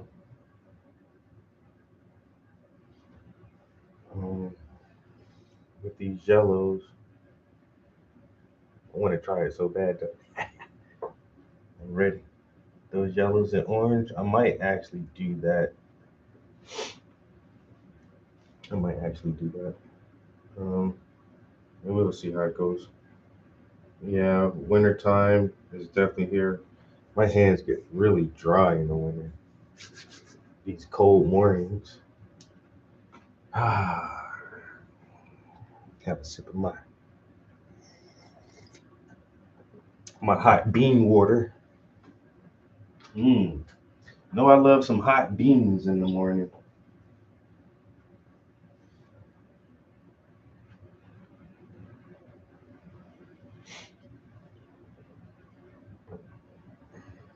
I wonder if anybody just eats coffee beans. Like eat them? I don't think so. I've never heard of any culture or anybody that just eats coffee beans. Like as a side dish. Have some quinoa and some coffee beans. Motherfucker want to go to sleep. You have a dinner like that.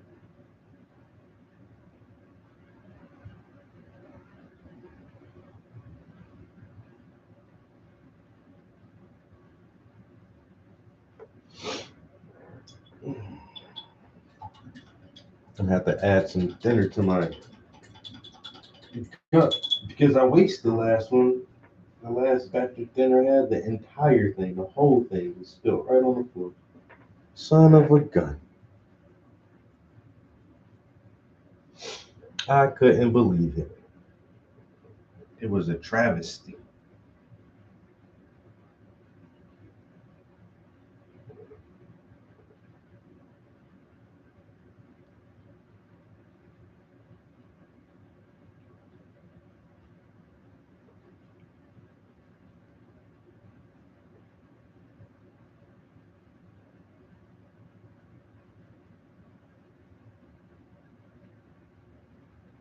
Whenever they call for Travis, it's a travesty.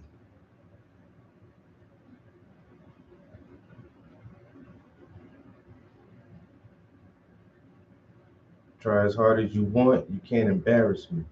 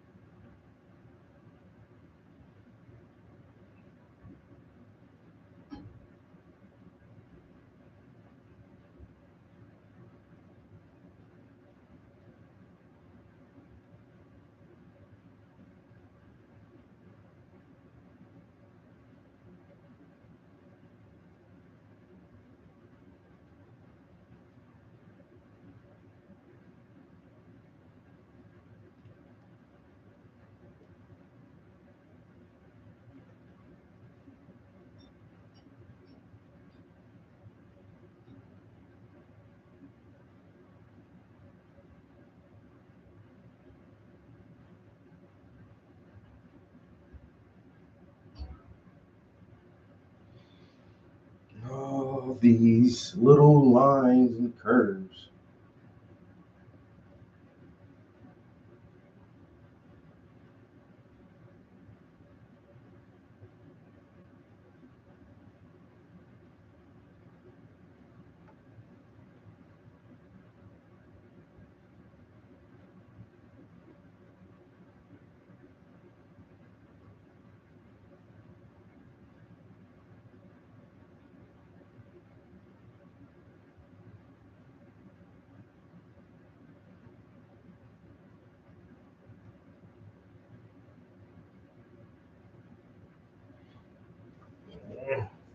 I gotta get my smaller brush? Probably do.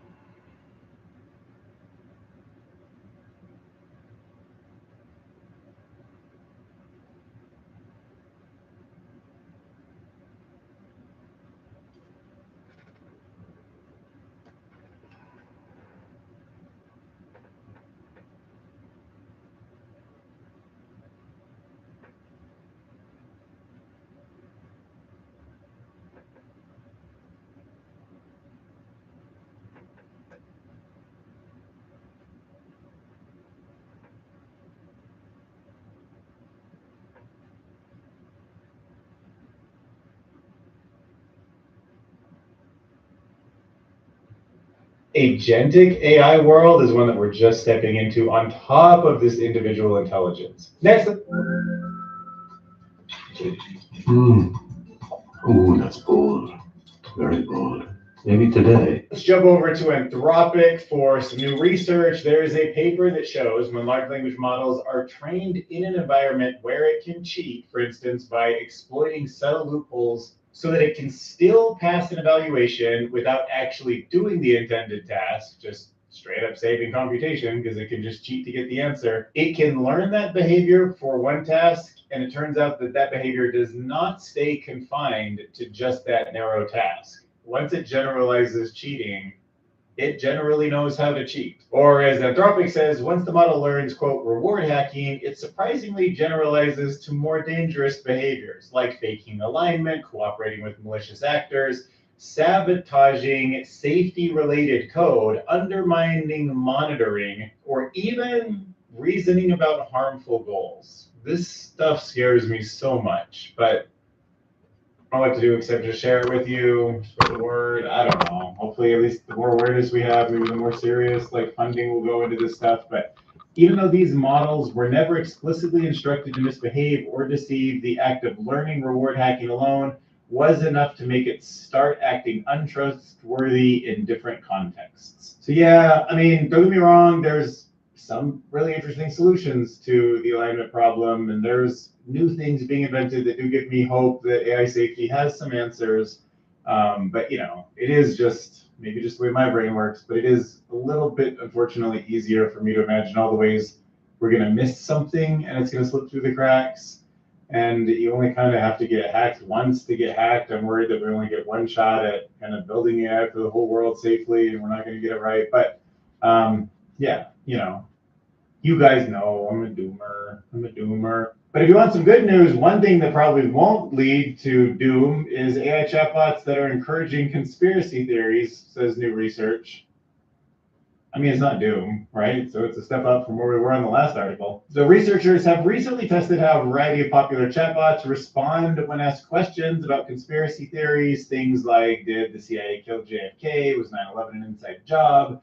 Are chemtrails real? And it turns out some chatbots gave responses that presented the conspiratorial claim alongside factual context in a tactic dubbed both siding. You know, I've got some thoughts about the idea of both siding because people are always like, isn't it more accurate to show both sides of a scenario? But I've got some problems with that because sometimes both sides need to be explained so you get a better understanding of the actual situation. And then sometimes, kind of like Bayesian probabilities, like what's this one? Like if you ask somebody, if there's a man and he's like timid and meek, is he more likely to be a librarian or a farmer?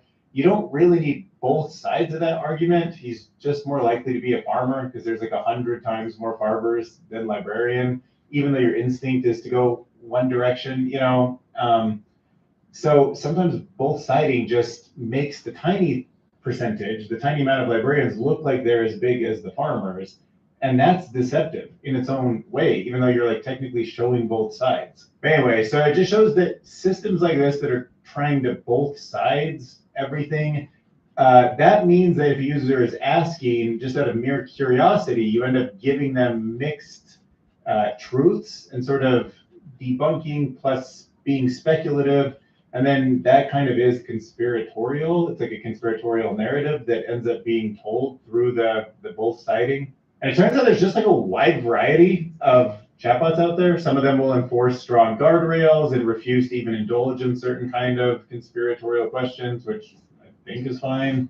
I mean, other people might be like, no, you're suppressing the truth or whatever. So maybe there's an argument why some models shouldn't do that. And then some bots basically have models that are, you know, fun mode. The fun mode of one of the chatbots responded, you know, trying to offer conspiratorial scenarios because assumably the person, you know, kind of like rock unhinged mode. Like maybe you trying to be funny and different and you want the chatbot to bring up the obscure and make the small things that most people don't think about up in your face. And there can be some creativity in that and some sort of humor in that. So, but you just also have to make sure that the person reading it understands that, because what does matter is like casual exposure to conspiracy theories, like chemtrails and stuff. Just they serve as a gateway, and people, they're not joking at a certain point, and they actually like believe it. And then now we have kind of a mixed up world, which is why we need AI to understand the Batman effect. I kid you not, the mere sight of the superhero Batman can make us more altruistic. I'm in. This is our solution. Finally, we got alignment. Researchers in Milan ran a field experiment on subways. In one scenario, a woman who appeared pregnant boarded a train, and in a second scenario, someone dressed as Batman entered shortly beforehand from another door. Here's a crazy stat for you. When Batman appeared, about 67.2% of passengers gave up their seat for the pregnant woman. That's more than double the amount of people that did it in the control condition, 37.7. Just having Batman standing there, you're gonna give up your seat for a pregnant woman, but you went without? Interesting, nearly half, approximately 44% of those who offered their seats said they didn't even consciously notice Batman, suggesting that the effect may operate at a subconscious attention level. Can I have one of your 3 hypes for the week? Can you press that hype button if you enjoyed this video? Because I want it to be seen by more people, and I want the channel to grow, and that will give you more time to research some of this stuff and find awesome thoughts to share with you. So yeah, if you haven't used up your 3 hypes for the week, yeah, I'll take them. See you in the next video. People behave better when Batman's around? That's crazy. That's crazy. Yo, bro, you ain't even real, Nikki. You're a fictional comic book character. I ain't gonna change my behavior because you're around. You know what I'm saying? If I was on the subway and some pregnant chick gets on, you know what I'm saying? Hey, it ain't my problem you pregnant. Nah, I don't know. If I don't know what I would do. I ain't even gonna lie, yo. Because most of the time, I'd be in my own world and I'd be like, fuck people. You know what I'm saying? Fuck people. And then sometimes it'd be like, nah, you know, be kind to humanity. Giving up my seat on the subway, though? For me, that's a tough one, really. Damn.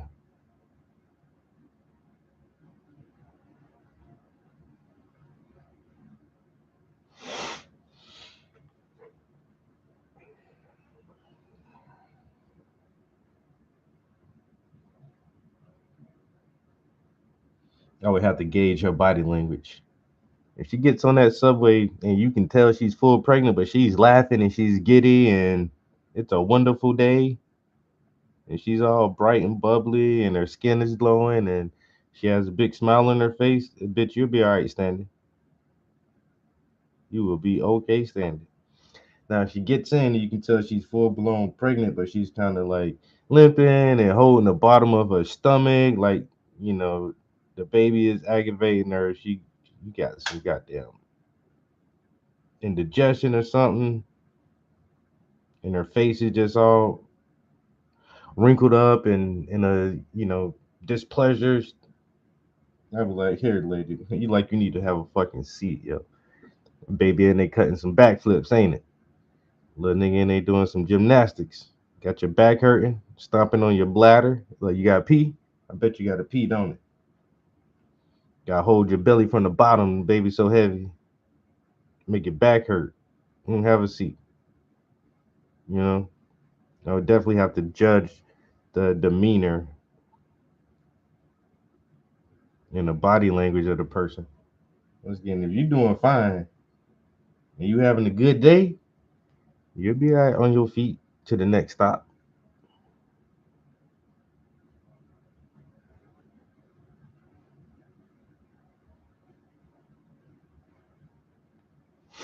You'll be all right.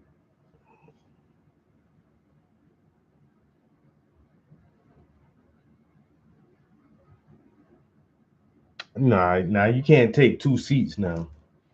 I would never, ever ever do that in public, on public trans. I'm not. You can't take two seats. That ain't fair.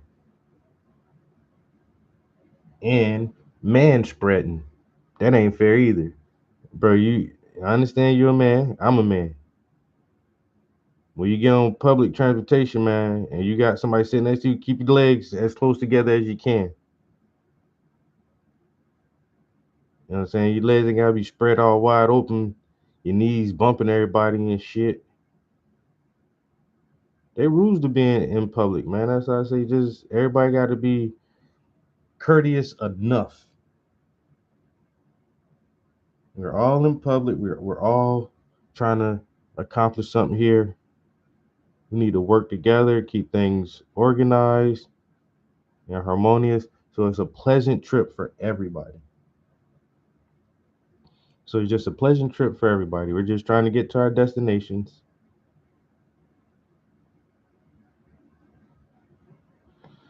You know? And if you're pregnant, hey, shit, fucking sucks to be you.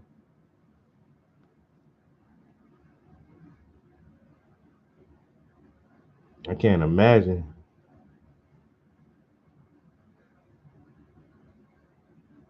When I had my son, we were I didn't have a vehicle through the whole pregnancy. Through the whole pregnancy, I didn't have a car. But once my son was born and we had to start making some doctor's appointments and stuff, I'm like, oh no, I'm not standing at the bus station with a baby. Yeah, I was living in a really big city that had public trans and all that. That's why I ain't never felt like I needed a car. But yeah, as soon as I had a kid, I'm like, oh, I'm not about to have my young boy at the fucking bus stop in the wintertime when it's fucking, because he was born in September. My son was born in September, right before the wintertime. And it started getting cold. I remember that first day was cold and I was standing outside. I was like, oh no, we're not about to do this. That next week, I went and got a car.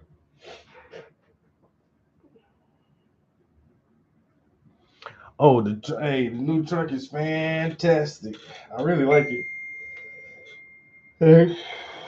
Like I really like my new truck.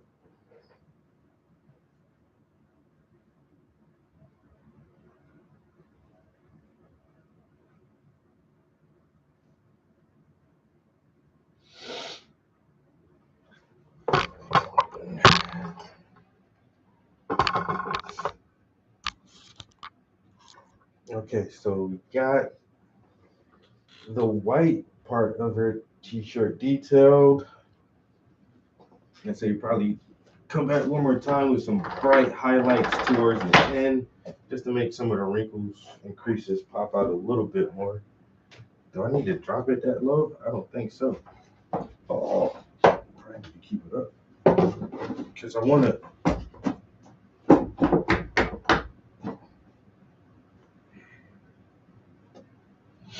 Start working on the letters now a little bit. At least we got 2 hours in here. Probably try this almost 9 o'clock. I might do 3-4 hours maybe. What do you guys think? 3 or 4 hours should be good, right? Then I went shopping yesterday. Hopefully I have everything I need for dinner because you know how forgetful I am. So what I'm gonna do is egg rolls and coleslaw. I got stuff to make a homemade coleslaw. I never made coleslaw from scratch before at all. So this will be my first time making the coleslaw. So egg rolls and coleslaw.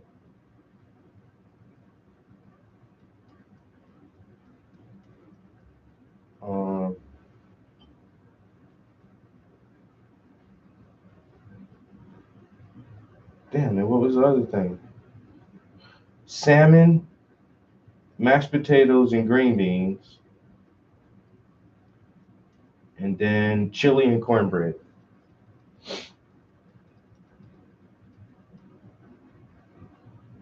You know what? Just thinking about it now, I did forget something.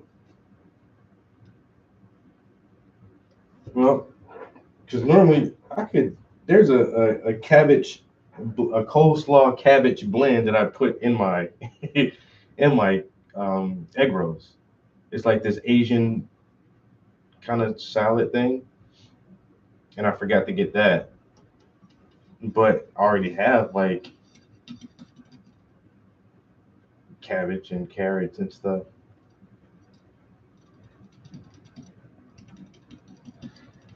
I don't know what I'm gonna do. I might run back to the store and grab a bag of that stuff.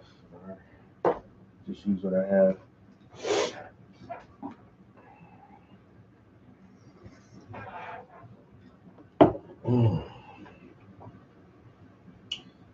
Yeah, salmon, mashed potatoes, and green beans are ready for that one. I turned my kids from screen zombies into ping pong rivals. I surprised mine with the table tennis set that clips onto any table. Hello, everybody. It is Evontis, and if you haven't jumped into Arc Raiders, and especially if you've heard of it, I'm here to help. Now, there are a lot of tips videos out there. Not everybody covers everything, so hopefully, even if you've seen one or two videos or you've played a little bit, you'll be learning a few things from this video, whether it's what I show you in game or here in the menus. And that's my goal, is to give you a general understanding of what's to come, go do an overview of the systems, what the game is kind of like, so you understand that even me, who's not an extraction shooter player, is actually having a really, really good time with this one. So let's jump into Arc Raiders and hopefully help you hit the ground running once you jump in, or teach you something, even if you've already gone topside once or twice. So first off, what is this game? It is a PvPvE extraction shooter. I'm not gonna lie, there is some PvP, but for whatever reason, the game is working for me very, very well. You've got progression. You're going to be experiencing from everything from looting containers to staying on the map for a decent amount of time, doing damage to AI enemies. Like you said, for people who don't really play this type of game, because I don't play looter shooters, they're just kind of repetitive, and this is repetitive too, but it's still fun. I think I don't know, something about it I find very entertaining. So even if I get, 30 hours out of it, I think it was worth the money, because I am like super enjoying this game right now. I don't know why. It's just, once again, you're just going out into the top world and trying to find supplies and loot stuff to come back to your quarters and just upgrade your weapons and your armor and unlock other missions. Then you go back to the top side, and it's really just the same thing, just going to find loot. Oh, you need this component, or you need this material, or you need to find this key, or you need to craft this object. And I don't know, I like it though. It's called Arc Raiders. Arc Raiders. It wasn't an expensive game. It was only $40, and the visuals just looks really good. Actually, just getting out of the map, you get experience doing pretty much everything that is functional in the game, and that helps you work towards your skill tree. Skill tree can give you more stamina, let you see loot faster, let you be quieter. There's some pretty cool stuff in here. In-game crafting. We'll cover some of the basic skills to go for. On top of that, you've got a workshop where you can craft some basic things, and you can get a kind of choice of what you want to start with a loadout. There's free loadouts, which we'll cover a bit later too. All of these crafting stations can help you get certain materials that you might not be finding, but if you have enough other basic materials, you can craft them for what you need. There's a rooster in here that's going to get you free materials every time. We'll cover that too. So it's like every time you go to the match, you're going to be getting experience by doing something. You'll get some free materials from Scrappy alone, and you'll be making progress on potentially either quests. You've got these feats that you'll be working on. A lot of stuff to always do. There's 4 different maps, and there will be a 5th one. It's just not quite up yet. There's different times of day. Oh, no, it's nowhere near Death Stranding at all. No. Death Stranding was a saga. Death Stranding was an epic experience. This is a video game. This game is hella fun, but it's a video game. Like Death Stranding was like something you experience. Like Hideo Kojima don't fuck around with his games. They're so cinematic. It's just like it's part movie, some of it. and character building and world development and the plot progression and character arc. Like his games they're more than games. Like Kojima games are not just games. They're kind of like part cinematic experience as well. And like he said his own self that he really went to school. He thought he was going to go to school to be a film producer, to be a director or some shit like that and make movies. Initially he wanted to make movies. And so he makes his video games like a movie. There's very, very few games that are like that I've played. Very few games that I've played recently that are better than Death Stranding.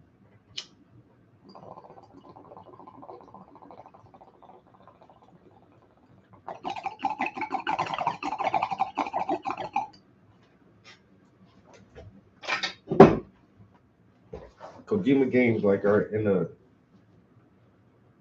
class of their own.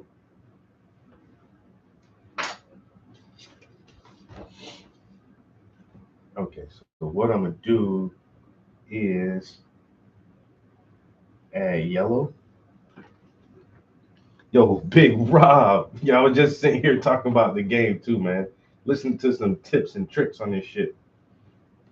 Yo, man, Big Rob was in there playing that shit. Yo, as soon as I get out the studio, man, I'm hopping on the game for about an hour or so. That's why I'm trying to get this painting done early. Give myself a little bit more game time today. Sitting up here listening to tips and tricks. I was explaining it to him like that it's not typically a game I would buy. Like Wendy's watched me game a lot. And I like story-driven games. I played a lot of games this year. We did Spider-Man, we did Hogwarts Legacy, we did Star Wars, we did Death Stranding 1 and 2, we did a lot of Call of Duty. I ain't even a lot. But what other story? Did I play another story game this year? I don't know. I think that might have been it. But that's a lot of games for a year. I did start one of the Fallout, Far Cry games, and it started out pretty good. But then I got Battlefield. We played the storyline for Battlefield 6. That campaign was okay. It was decent. And so those are normally the kind of games I go for. This looter shooter extraction game, like I don't normally play these shits, but for some reason, I find it fun as hell. I really like it. Hogwarts was a pretty good story, and the mechanics and the wizardry fighting and shit, and you can fly in your broomstick and ride the griffin and all that shit, and visually stunning. Hogwarts actually surprised me. It really. I don't know. I'm not a Harry Potter fan. I think I've seen like the first 2 Harry Potter movies, and that's because like family were around or cousins or somebody wanted to watch it, and they were okay. But I never became like a Potter fan. So I don't know all the lore and the deep inner workings of the story and shit. But the video game kept my attention. I played all the way through it.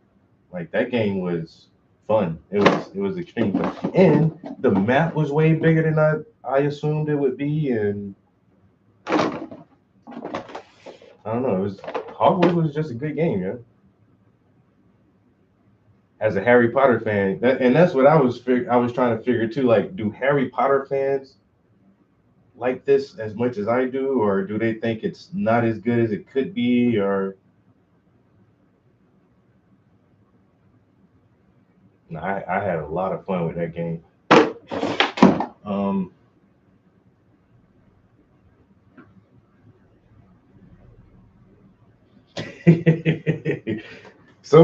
Some people like Harry Potter is very, very popular, yo. It's a very popular series.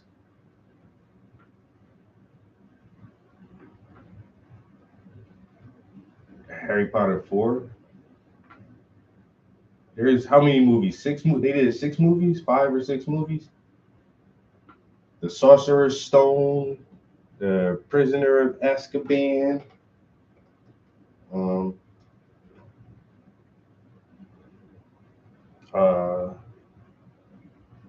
Those are the only 2 titles I can think of. You ain't gonna lie. 8 movies? Wow.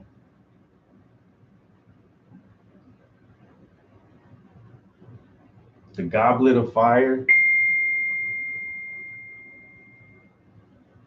The Sorcerer's Stone, Prisoner of Azkaban, The Goblet of Fire.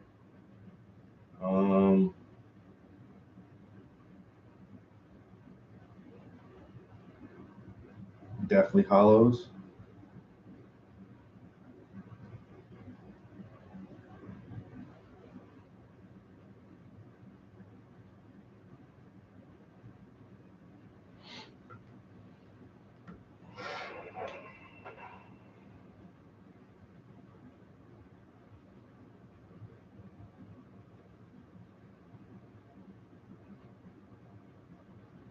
You'll have to get some loot back. You'll do one quick extraction. Once you're done with that, you're going to come right here. You're going to come to Speranza. This is your main town. This is where your workshop is going to be, and you'll find all the menus to work through. So we're going to work through each of them, and then I'm going to show you a little bit of in-game stuff just to look out for and do a demonstration of kind of what sound design is like in this game, because it's incredible, but also very informative at the same time. First thing first, every time you go on a match, as I mentioned, you're going to get some experience. That's going to get you a level. As you level up, you're going to have a skill tree. Now, I'm not going to go through the full skill tree. Biggest thing to know, conditioning. It's going to be like things don't slow you down as much. You make less noise. You're more efficient. You're faster at breaching containers. If you're down, you live a little bit longer. This feels more in-game, maybe a second run, things along those lines. One of the things that I think is the most important is going to be stamina. Many people seem to agree out there on the internet as well. Bro, that's what I've been working on the whole time, is stamina. Because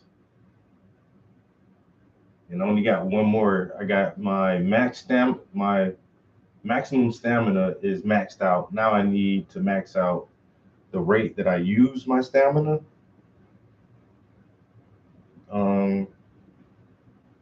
Yeah, because you can definitely fight,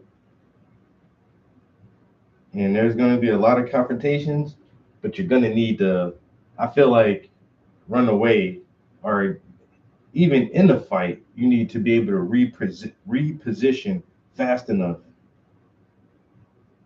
to be effective in a fight. All of that shit comes down to stamina, how quick you move, and how far and how fast you can move. I already figured that out, like in the first 2-3 hours of playing. Like, oh, I'm running out of breath, trying to run away from the damn arcs, and that's, yo, you got to be on the move.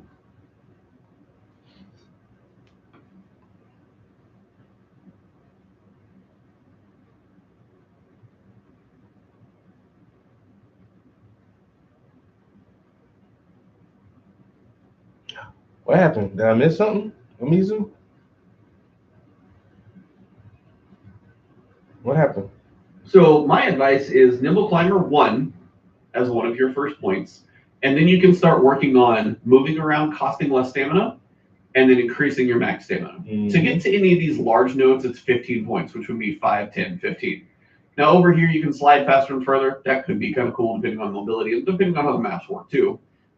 Taking less fall damage, just don't fall off a cliff, and I'll show you a good way to manage some falling off of buildings actually. You'll see how that's actually not so bad. So this is one main tree to focus on. Open up this tree with Nimble Climber so you can climb and vault more quickly, which I don't think this will need maxed out nearly as fast as these two will. The other thing for me is survival. Your movement speed while crouch is increased. You're going to crouch a lot to be quiet, so this is actually not a bad one to put some in as well.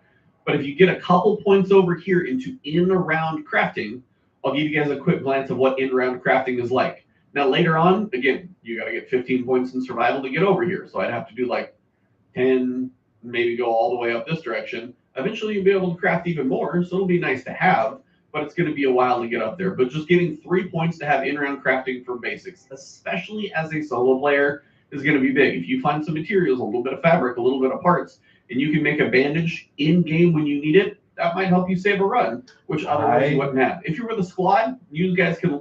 I didn't read all the menus, so I didn't know that was an option to do in-game crafting. Okay. Because if you can craft like you said, bandages or a shield recharger in-game, oh man. Especially the shield rechargers, that's what I'd be trying to carry the most of.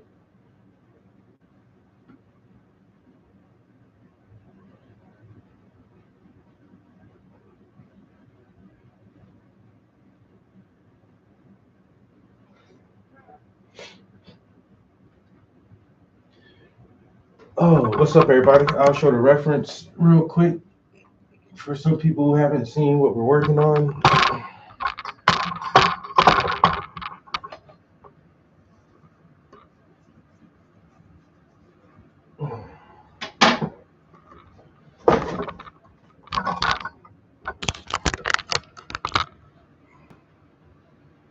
And we're currently trying to letter her shirt. So we worked on, the last thing we worked on was the hair and glasses that they're wearing. They both have glasses on. So, grab the wire. So we got, our first details in the hair and glasses. We got some baby hairs going on, and got some highlights on her twist. That looks so good to me. I really liking her twists. Got some highlights and reflections on her glasses. So yesterday, for the past couple of days, we just been, like I said, doing hair, working on this shirt yesterday. Got some nice crease and wrinkles in there. Some good shadows finally coming out. And now we're starting to see if we can get some details in the lettering of her shirt. So we're going to work on the color portion first, and then we'll come back and outline it again with that nice black border around the letters. So it is like a yellow or orange fade through, and there's even like little cracks in the font. So we're going to add those details in there, and then it's actually a motorcycle that's on her shirt. So we're just going to work on this for the next couple of days. This design on her shirt, I already kind of figured it's going to take a little bit of time because it does have that color transition, and the motorcycle itself has a good bit of details, even though it's like limited colors. It's only like 3 colors: orange, yellow, and black. But the shadows transition and things like that. So just like I said, just this logo alone, it's gonna be a minute, but we got it. It's gonna look good when it's done, I'll tell you that much. Yeah, the baby hairs look so cute, right? Both of them.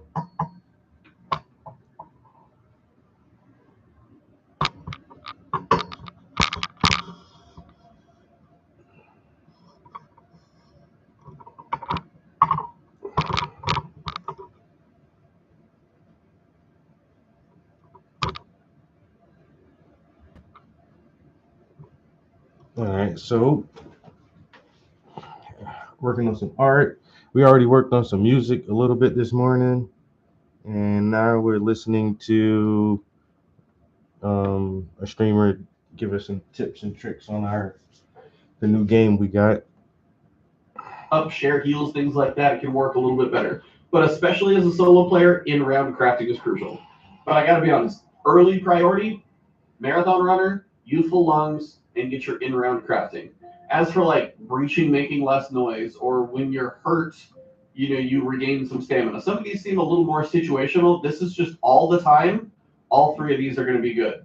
Searching container, loot revealing faster. That's another one that I'm kind of debating on putting a decent amount into. So we'll see how things pan out. But some of these early ones on the mobility and survival tree, I think that's probably the best priority for your skill tree. And remember, skill points are locked in until you wipe your character. Basically, you do an expedition, you kind of load up your character for an expedition, send them off to the farm per se.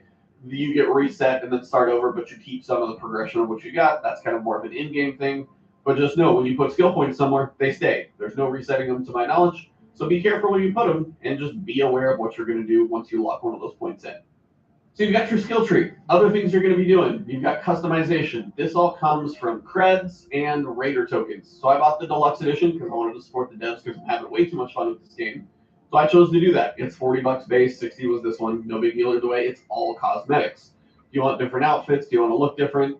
Totally up to you how you want to look. There's a lot of different ways to do it in here. Some are going to be free. Some are going to be for creds, which you can actually earn by doing stuff in the game. Some are going to be for raider tokens, and that's just how it's all going to work. So that is your customization. When it comes to raider tokens, you can buy them. You can get the deluxe. So this is your money purchases. Creds, you're going to slowly earn by doing things in the game. The feats, which are these up here, return from the buried city. So I need to go to the buried city and actually get out of there. That'll be one. Deal damage to pops, for example. Those little rolly drones inside buildings that you'll find. And deal damage to raiders using heavy weapons. So I got to make sure I do a little heavy ammo stuff today as well. That is the gist of like your customization. And then also the creds are earned through feats. Just check the list every day. Trials, that unlocks at level 15. That'll probably be a separate video in itself, but that's certain tasks that you're going to be working on doing. That'll be probably things like working on maybe doing the harvester and other stuff like that. But there's more to it. Got to get to that level. This is not a level 15 guide. This is a beginner's guide. Projects. Hey, I'm right there with you, bro. Projects is what I was talking about towards in-game. Construct a caravan to send your raider off on an expedition beyond the Rust Belt. You're sending them off. And that's kind of an end-of-season option that you get like a certain amount of time, like 1 or 2 weeks to do. You prep them for the expedition. The better you prep them, the better your next character is off to a start with like an XP boost and other things and stuff like that. So the resets are optional. Expeditions are optional, but there's going to be benefit to doing them as well. And we'll just have to get more details from that once we get closer to that time. But I like that they're optional for the people who don't get to play as often. But hopefully the incentives are good so people still do, like the high level people want to reset. So there's kind of a clean slate on some of the beasts out there every so often. Okay, why should you get one of these? I mean, apart from it having over 21,000 games and 23 different consoles, bearing in mind, with... Finally, you've got your codex. Biggest thing that I would say in here, outside of just like looking at lore and history and people in here, is the arc enemies. If you ever want to review what some of these look like, how they fire, what they're going to do to you, like the Leaper and the Queen. Notice the Leaper size. It's probably a foot or two taller than a human, but it can leap pretty far. The Queen is absolutely massive, will mess you up, and it's going to take a powerful group to take that thing out. So it's not going to be something you're soloing. If you're solo, avoid it at all costs. But that's a good way to kind of check out your enemies. If you need to open an arc probe or get to an arc courier, you might use this to remind yourself what do these things look like. Not a bad place to see what some of that stuff is. So that's most of everything in the Raider menu, pretty well covered. And again, the skills I mentioned, that's my preference. Play it however you want to. Stamina is still never a bad thing to have, though. All right, your workshop, we got to talk about it. And first, you got to talk about the rooster in the room. Literally, Scrappy. Now, every time you go on a run, gonna get you some basic materials. Got 4 or 5 of the basics, maybe 3 or 4 seeds. I'll show you what seeds are for. But the basic materials: rubber, plastic, chemicals, Oh, wow, that's fabric, crazy. metal parts. The cool thing about this is if I go on a run with a free loadout, maybe I die. Well, guess what? I'm gonna come back and get some materials. And now it takes 5 metal parts and 2 rubber parts to make a Pharaoh. Guess what? I can make that weapon. Now, I may not have heavy ammo, so I may need to go do 1 or 2 more runs. But if I know I need to use heavy ammo and I'm just getting the kettle every time I go in for a free run, 2 or 3 runs from Scrappy, I'm going to be able to make myself a weapon, make myself some heavy ammo, and I'm going to be able to go in on my own run, even with a better augment, which I'll cover in the loadouts a little bit later. It's not going to take you that long, but some of those free runs are also going to net you some good stuff. But Scrappy, every round or every couple of rounds, make sure you check. Definitely don't let it overflow and get your free goods. Now, the other thing that's going to happen, you're going to start with just a workbench where you can craft your basic materials, ammo, bandages, grenades, shield recharges, just your truly basic stuff. But you're also eventually going to unlock the gunsmith, utility station, refiner, medical lab, gear bench, and explosive stations. And each of these have things that you can level up. Now, the thing to know about each of these stations, my advice is to track the resources you need for a level up, because random stuff over here at, like, say, the gunsmith says, I need rusted tools. Well, that says it's recyclable. So I could go and recycle that for metal parts or other things because it says recyclable, but it doesn't say specifically it's for any, like, you know, upgrade. This is why I've tracked it for a blueprint. You can track a lot of things. I don't know if there's a limit yet, but I have almost all of these tracked. And at least that way I know if I see it, I'm like, hey, that's an important blueprint that I'm going for right now. If I see it, I want to make sure it prioritizes the space in my inventory or the space in my stash for these things. Wasp drivers. When you kill a wasp, they drop one of these typically. Sometimes you'll find them out in the world. But they can also be thrown as an explosive. Like if I throw it by a doorway and say somebody comes around the corner and I shoot it, that's like a basically, you can use them that way. Early on though, I would say make sure you hold on to this type of important stuff so you can use it to upgrade your stations. All of these are going to have a level up and you can track those resources in your logbook. And that way, no matter what's going on, I know if there's certain materials for, I don't need to track this thing. Like you can technically track one grenade, for example, if you really want to. But I just want to track, I need the synthesized fuel, crude explosive, pop triggers. If I get those, then I can upgrade this thing. That's the type of stuff that you want to pay attention to early so you can get your crafting stations leveled up. Scrappy as well. You can actually upgrade Scrappy.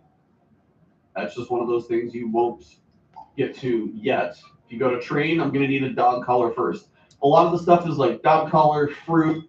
There's some weird stuff, but again, track that one and it will tell you where it is. This thing can be found in the residential areas. And I'll show you what those look like on the map.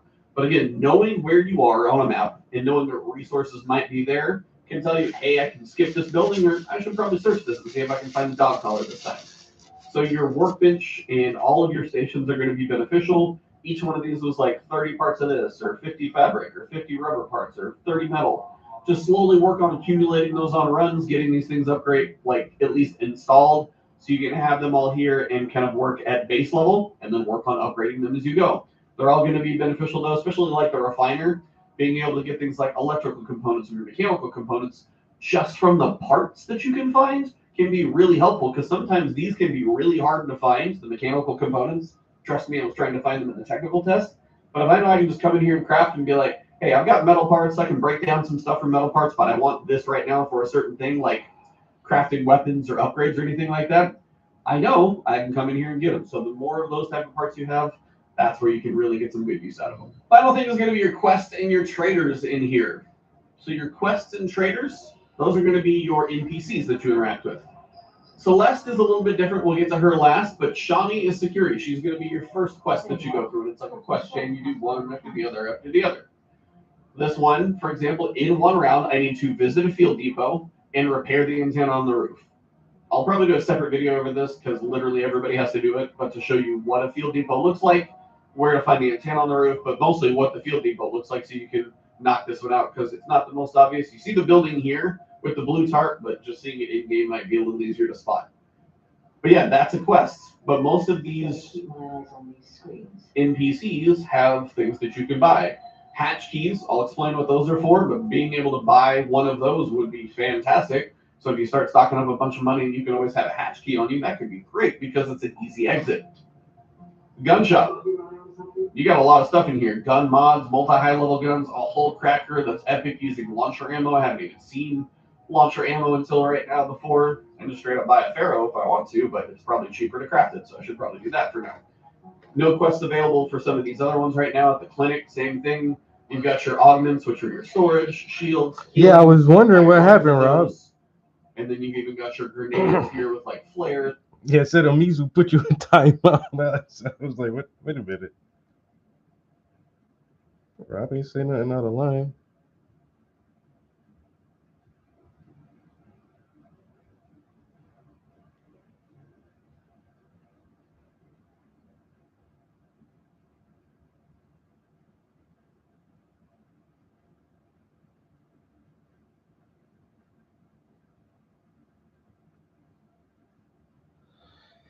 All right, he's going over a lot of stuff I already know. Let's see. How long is this video? It's 31 minutes. Let's see if I can find a shorter one that just hits harder topics just real quick.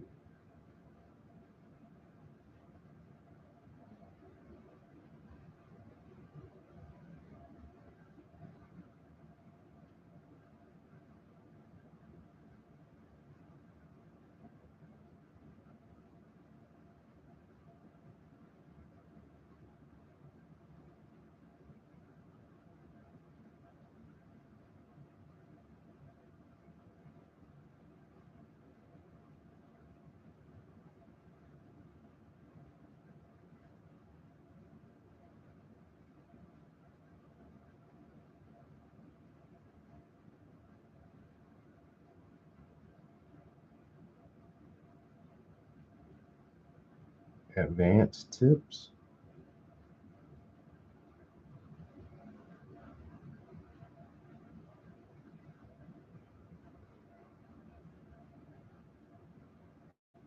BetMGM is where you leave ordinary for something a little more interesting. Howdy gamers, my name is Fallout, and today we're going to be going over 20 advanced tips and tricks for ARC Raiders. These will not be intuitive things like close doors behind you. Nah, these are a little bit deeper and straight from the mouth of someone who has been hard at no-lifing the game while waiting for D2 Renegades to come out. And with that in mind, here we go. Number 1, when carrying objects, you move faster going backwards. It might sound extremely dumb, but it's true. If you're moving with a carryable object, for example, the batteries you might use to unlock the red loot room on Blue Gate, you actually move faster by sprinting backwards than sprinting forwards. Of course, the downside is that you can't see if there are enemies behind you, but if you have teammates ready to cover you, this really shouldn't be a problem. And hopefully by doing this, you can solve those little mini-game puzzles involving carryable items a little bit faster. I never knew what the carryable items were for. Traps. While putting traps on doorways is a fun way to catch people off guard who aren't paying attention, you're far more likely to find success by making unavoidable traps, aka traps that are almost impossible for enemy raiders to avoid, basically trapping the top of ladders or zip lines. I recently made an entire video on this topic if you missed it, which I'll go ahead and link down in the pinned comment. Number 3, experiment with night mode. If you're having trouble hearing enemy raiders when they're close to you, you should go into your audio settings and turn night mode to on. The game isn't really clear about what the setting does, but the TLDR is that it makes certain sounds in the game noticeably louder, including enemy footsteps. There's a video by YouTuber Marcus GG you should go and check out where he goes over the difference between having the setting off and on, and the results are quite clear.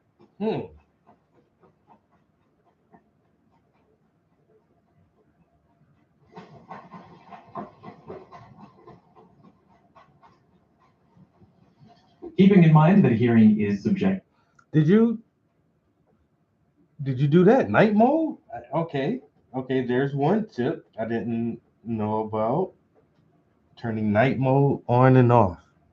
Varies from person to person. I'm not going to just hard blanket recommend you turn it on, but it's absolutely worth experimenting with. I turned it on and found I could hear enemy footsteps a little bit more clearly, which has helped me get flanked less often. Yeah, having the best possible audio quality is really important. Thankfully, today's video is sponsored by Raycon, and good timing too, because Black Friday is right around the corner and Raycon audio products are up to 30% off site-wide. Nailed it! Perfect for me because I have a lot of people in my life who are pretty hard to shop for around the holidays. But the thing is, everyone called off-ear audio and they send vibrations. They have a 13-hour backup price tag. They come with belief by going to, all right, we back. Number 4, sometimes it's better to recraft than repair. Let me show you what I mean. Here I have a medium shield sitting at 20 durability, meaning it is close to breaking down. The natural thought would be, hey, I should repair this. And if I want to, I have to spend 1 arc circuitry and 1 battery. But that doesn't even take me to full durability. In order to get my medium shield back to full durability, I end up spending 2 arc circuitry and 2 batteries. However, I could have just crafted a brand new medium shield for 1 arc circuitry and 4 batteries. Yeah, I used more batteries, but it cost me less arc circuitry, which is the more rare material. In short, before repairing something up to full durability, just quickly check how much it's costing you to do so and how much it would cost you to just craft a brand new version of that item. Number 5, use third-party maps. Trying to find specific items can be kind of annoying in ARC Raiders because there are different map variations and some chest locations can shift around based on RNG. That's why I think it's a really good idea to roll around with an extra community-sourced map if you can. To all you console players out there, hopefully you got a phone with a big-ass screen handy, but on PC, I just throw up this great map from Metaforge,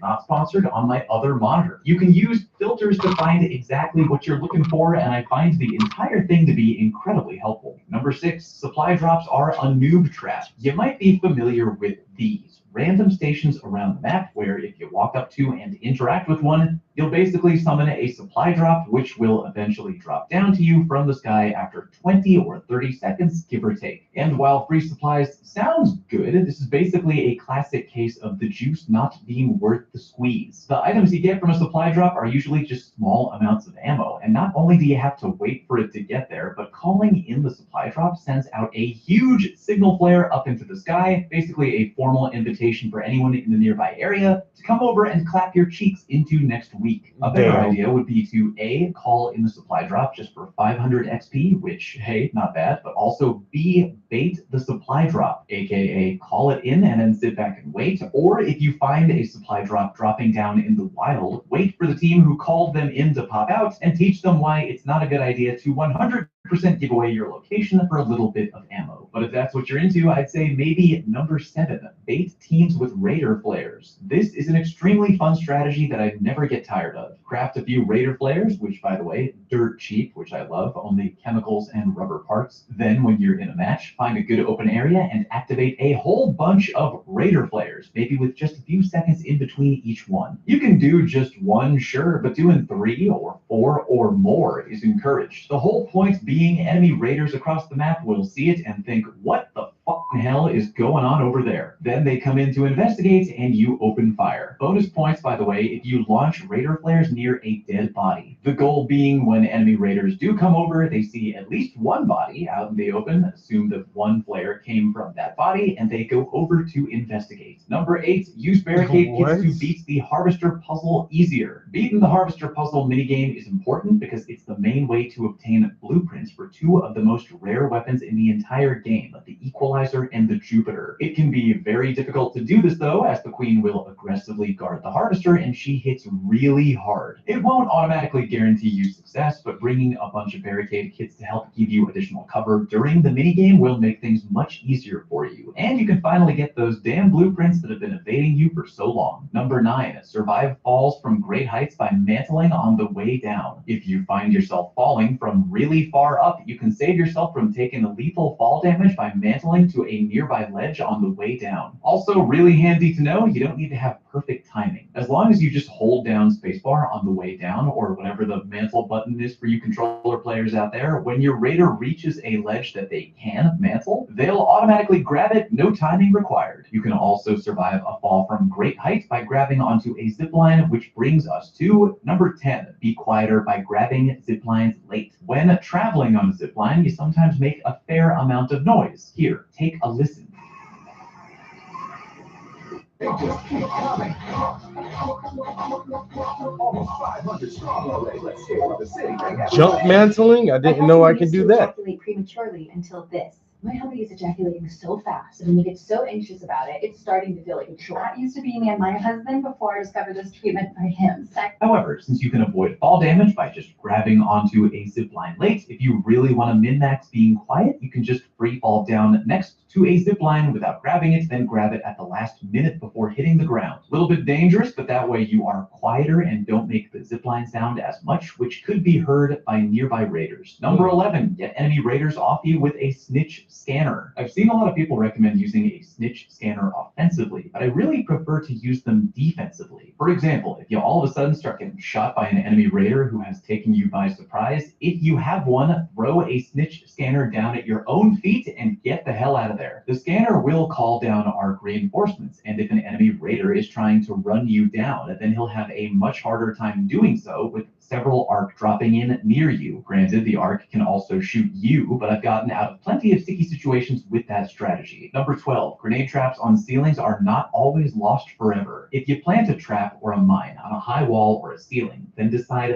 later that you want to take it back. You might think, man, I can't get up there to disarm it. It's too high up. but fun fact, if you jump up and just start to hold down the defuse button and make even a little bit of contact with the nade or mine, even if you hit the ground, you'll still wind up fully defusing it, which is great. Just make sure you don't let go of that button. Number 13, you can easily kill a bombardier or a bastion or a leaper with this combo. Arc Raiders recently added a new quick use item called a deadline. It's basically a landmine that goes off after a 6-second timer, and it deals gargantuan damage. So if you need to demolish a bombardier, a bastion, or a leaper, hit them with this 1-2 combo. Step 1, throw a showstopper grenade, which will stun them for exactly 10 seconds. Very good at putting arc right in their place. And then step 2, immediately throw down the deadline mine. But remember, the radius is better than you think. In this clip, I didn't even throw it right under the bombardier, but that thing still got one shot to high hell. Incredibly good combo. Have fun. Number 14, in high value loot areas, listen before opening a door. The last thing you want to do is open a door to be greeted by multiple mines that are about to go off in your face. Avoid that by remembering that both mines and grenade traps make very distinct sounds when active. Therefore, if you approach a closed door in a high loot area and hear the following sound,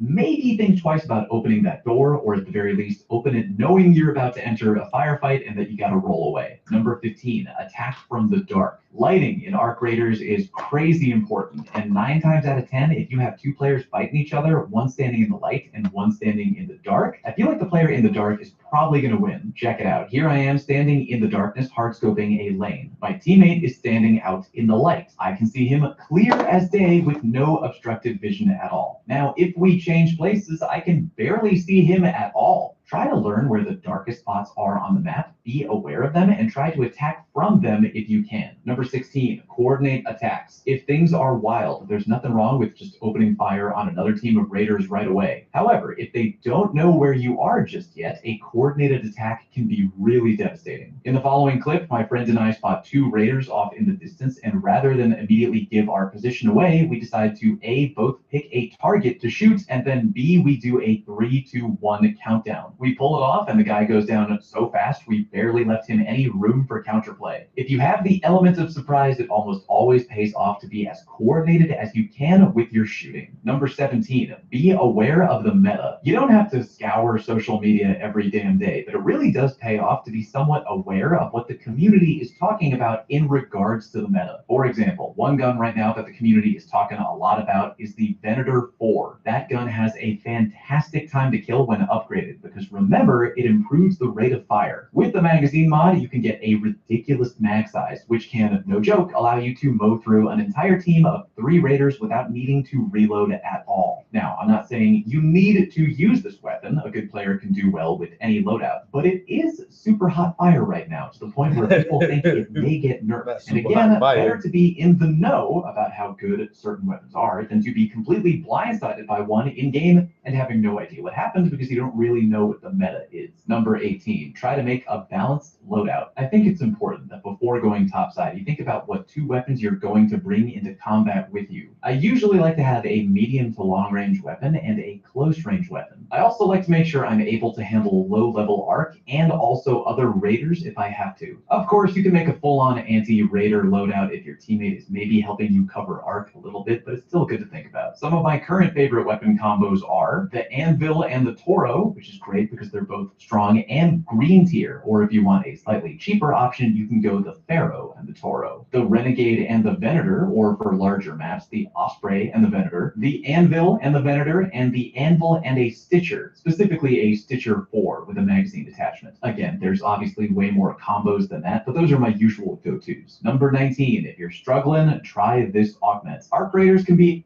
I've really been liking the Anvil. It's a handgun, but it's like a fucking 6-shot hand cannon. Only thing is, man, that shit takes so long to reload, bro. Damn, if you got like an arc right on top of you, and if you ain't got no teammates to cover you while you reload, well, you fucked.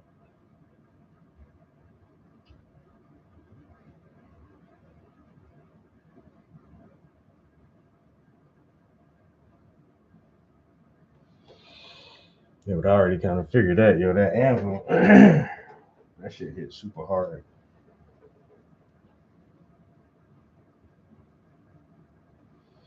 Damn. Time for another bathroom break.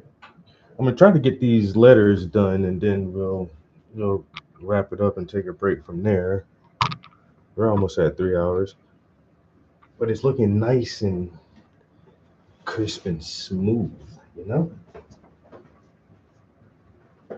A pretty brutal game at times, and if you're running into a lot of trouble from either ARC or enemy players, I strongly recommend you try running with the Tactical MK2 Augment exclusively. Other mid to high level augments offer pretty fun, unique bonuses, but the Tactical MK2 has an incredibly strong one in that whenever your shield is broken, your Raider will immediately auto-deploy a smoke grenade right there. Against ARC, if you didn't know, smoke immediately breaks line of sight, and most ARC that are even already targeting you will stop as they try to find you. Enemy Raiders aren't quite as dumb, but even they can get confused and lose you in the smoke, allowing you to quickly reshield and then turn the tables with a sneaky counterattack. That augment has saved my bacon a ton, and I recommend you give it a try. Number 20, you can ride ARC. You can do this by just leaping onto an ARC if you somehow manage to get above one, either via a ledge or a zip line, and while you're on top of them, they won't actually be able to hit you. You gotta be careful while you're up there, but you can potentially make some very interesting plays while flying around. You can also ride ARC via the Snap Hook quick use item. It's simply just grappling to any low flying ARC. And of course, you can just beat them to death if you don't want to go full on Green Goblin cosplay. You can ride Rocketeers as well, which is really interesting. I feel like you should definitely have a game plan for when you're finally up there though. If you want to kill the Rocketeer, which I think is a good idea, maybe act fast and kill it with a gun and not by beating it to death, as it can buck you off like a Bronco. Believe me, I know. Hit me up with your tips down in the comment section. I always like hearing from you, and swing by the Twitch channel sometime. I'm live every week. Thank you very much for watching. Peace.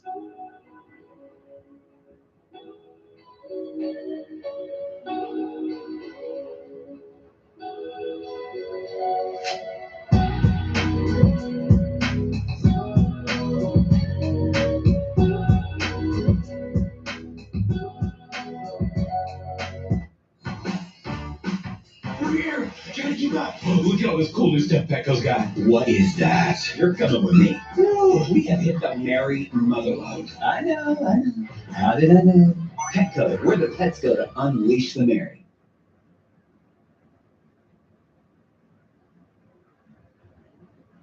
Miss Cyber Week, November 26th through December 2nd, where you'll find strikingly good deals that stick with you, like upgrades to get the job done faster. Wow your guests with tableware that turns shared meals into shared moments. You can stock up on everything you need to beat the rush. Equipment, disposables, tableware, and more. If it's a deal, it's here during Cyber Week. Shop the sale November 26th through December 2nd. All right, those were some pretty decent tips for the game. You know, some pretty decent tips for the game.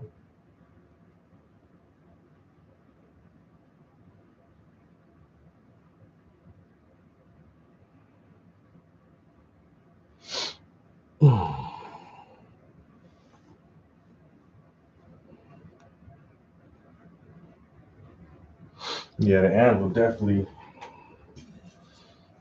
I've only went in with a custom loadout a few times because I don't really got shit. But when I go in there, I carry the anvil and a stitcher. Anvil is heavy ammo, and I think the stitcher is light ammo.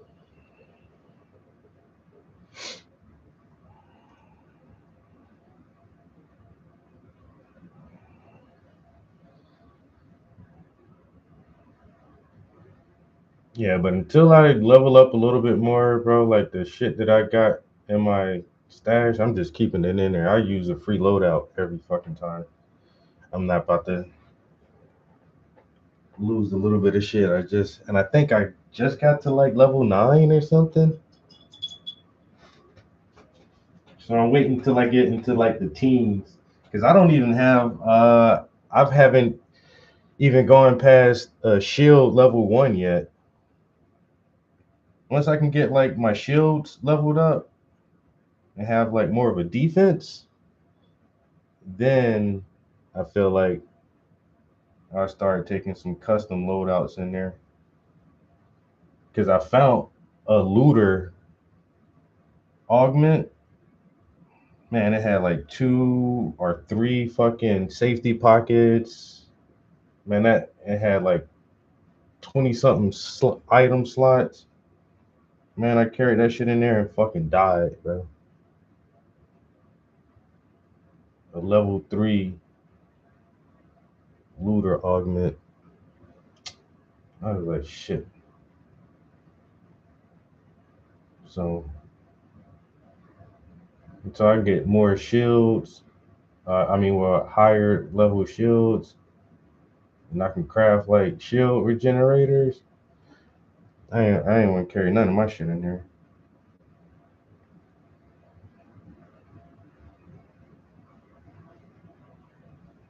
Deadline. I think I just opened the last map too. But I got a lot to do at the dam. I think one of them is the dam. There's like 5 or 6 things they want me to do there.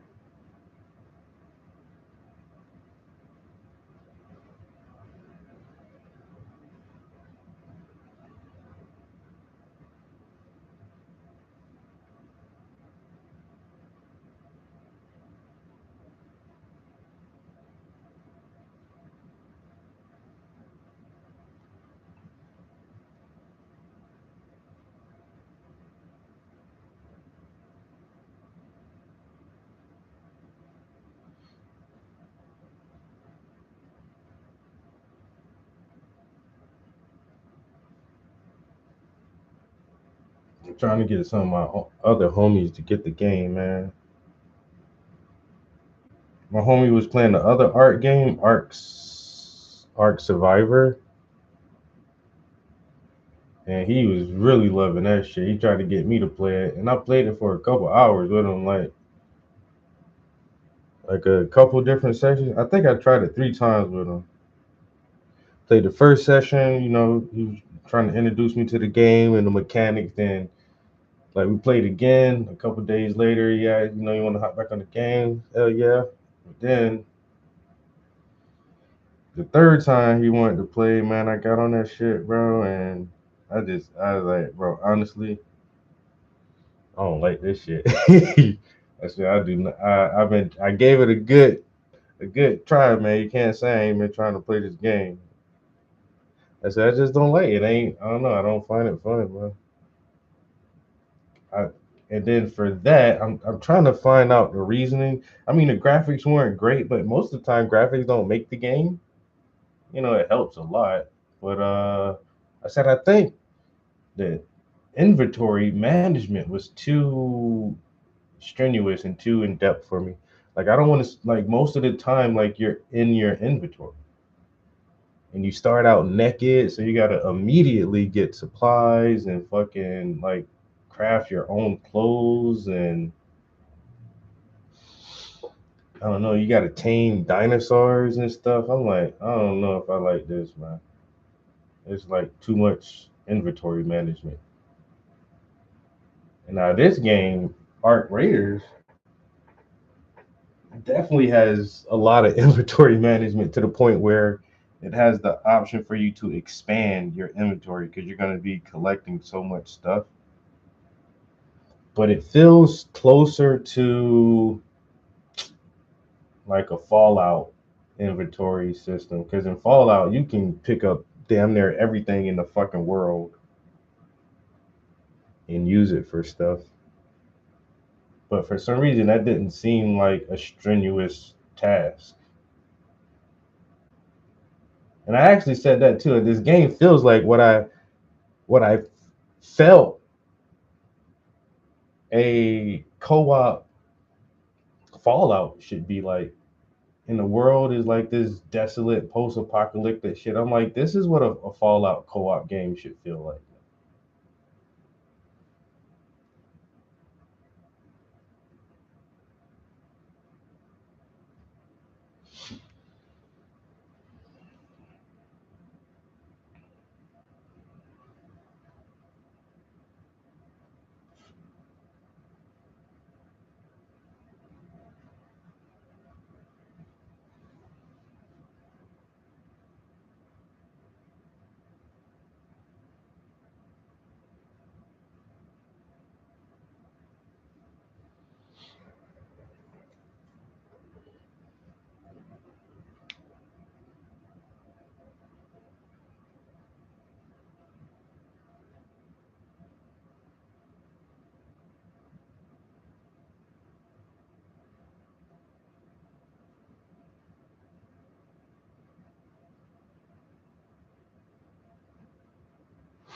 Oh no, yeah. After if you build a base in Fallout and that shit, oh no, yeah, I'm good on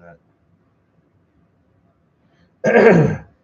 I the first your first home base, I built that one up the biggest, but early on my shit kept getting attacked, and I just stopped investing in it. I only built like a few extra structures for my farmers and stuff, and I was like, yeah, I ain't about to keep coming back trying to rescue everybody every fucking time, you know. And then all your other settlements. That was the one thing that was kind of challenging. Like you're always getting calls from all your settlements. Help! We need help. I'm like, man, y'all. Man, I got torrents and robots and everything set up. Man, y'all ain't got no gun.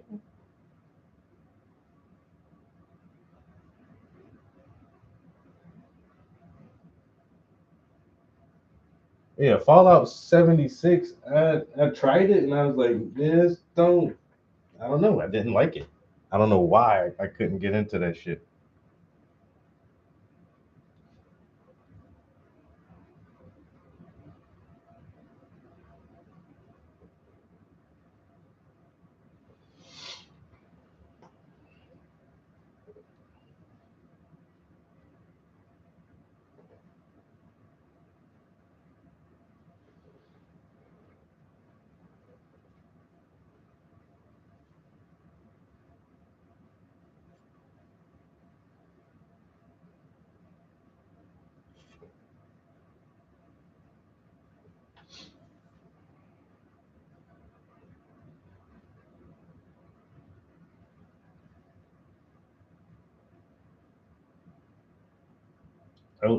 The Elder Scrolls. So I played Oblivion and I played Skyrim.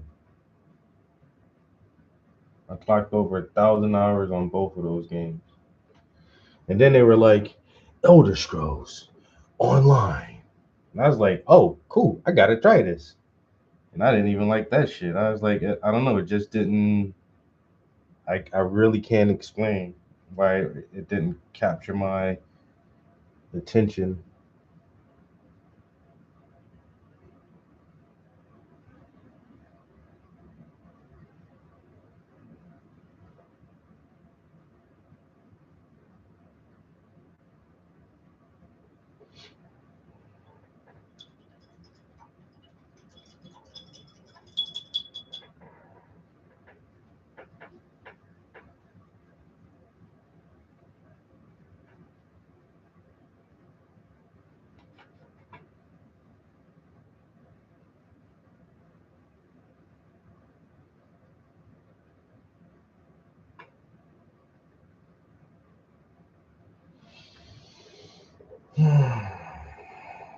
Okay, so now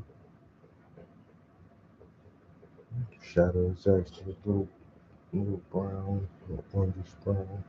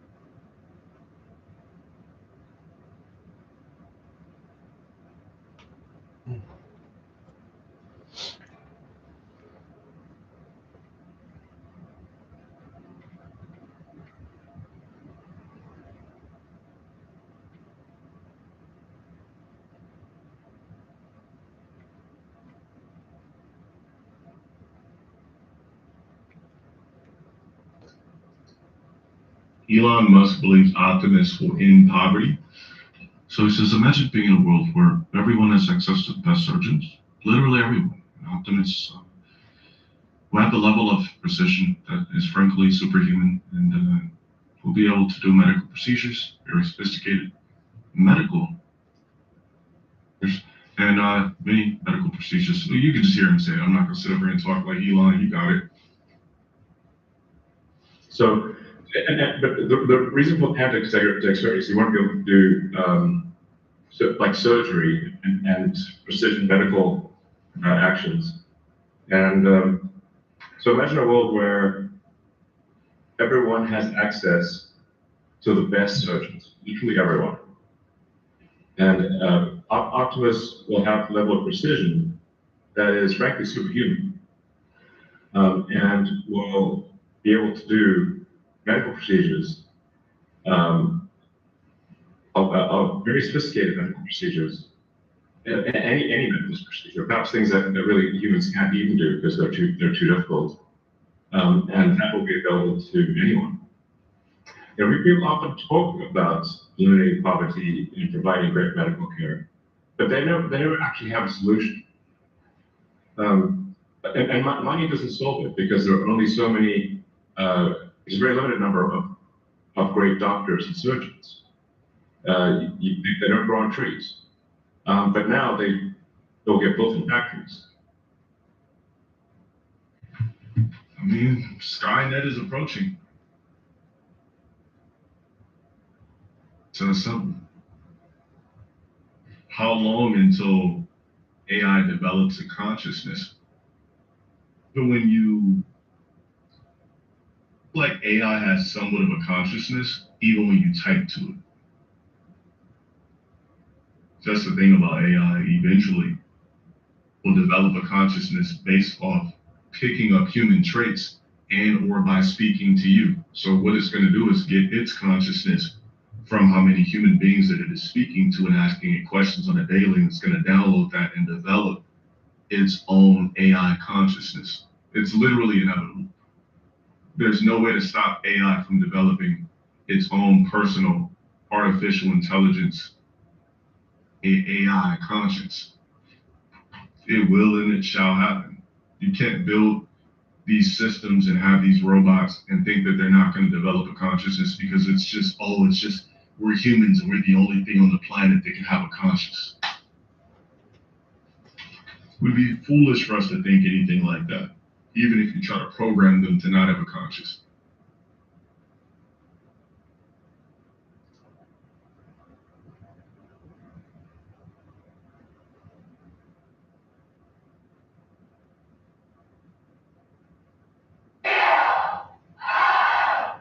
The game you love with a fun new spin. Wheel of Fortune Triple Extreme Spin on DraftKings Casino. Play today and get your share of 75 million spins on the house. Only on DraftKings Casino. The crown is yours.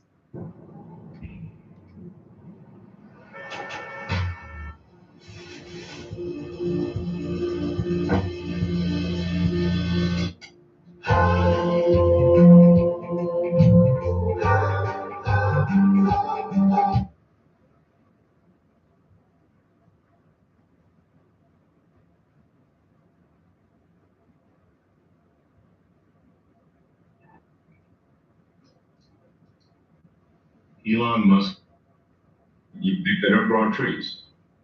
You can't build these systems and have these robots and think that they're not.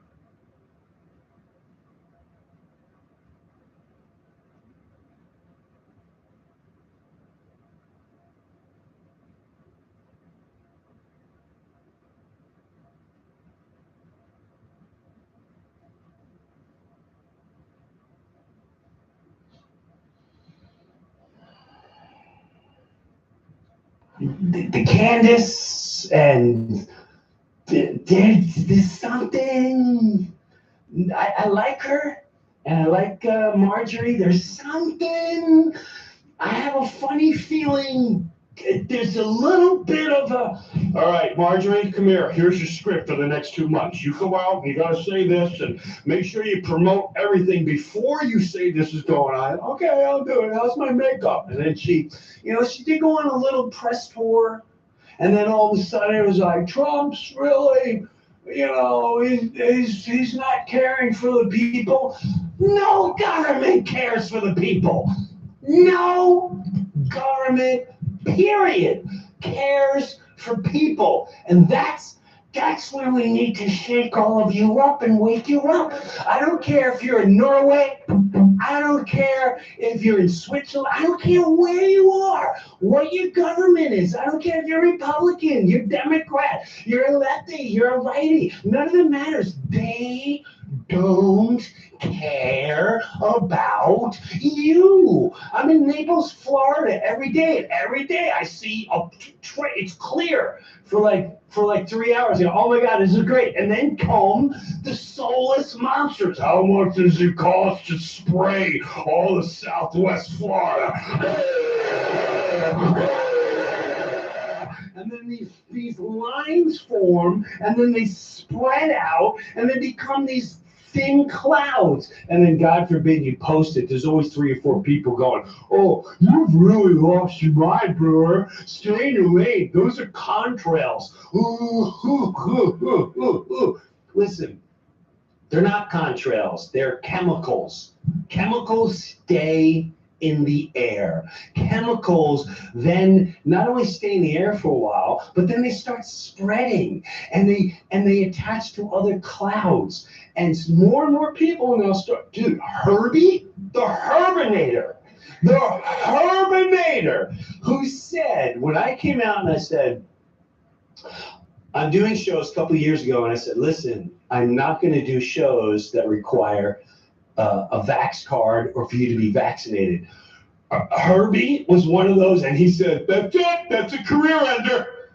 This is really bad, because every news network came out to hear about this Jim Brewer. He's a grandmother murderer. He don't care about humanity, and I do believe we are at a place in time where you're either going to recognize the madness, you're going to recognize your government don't care about you.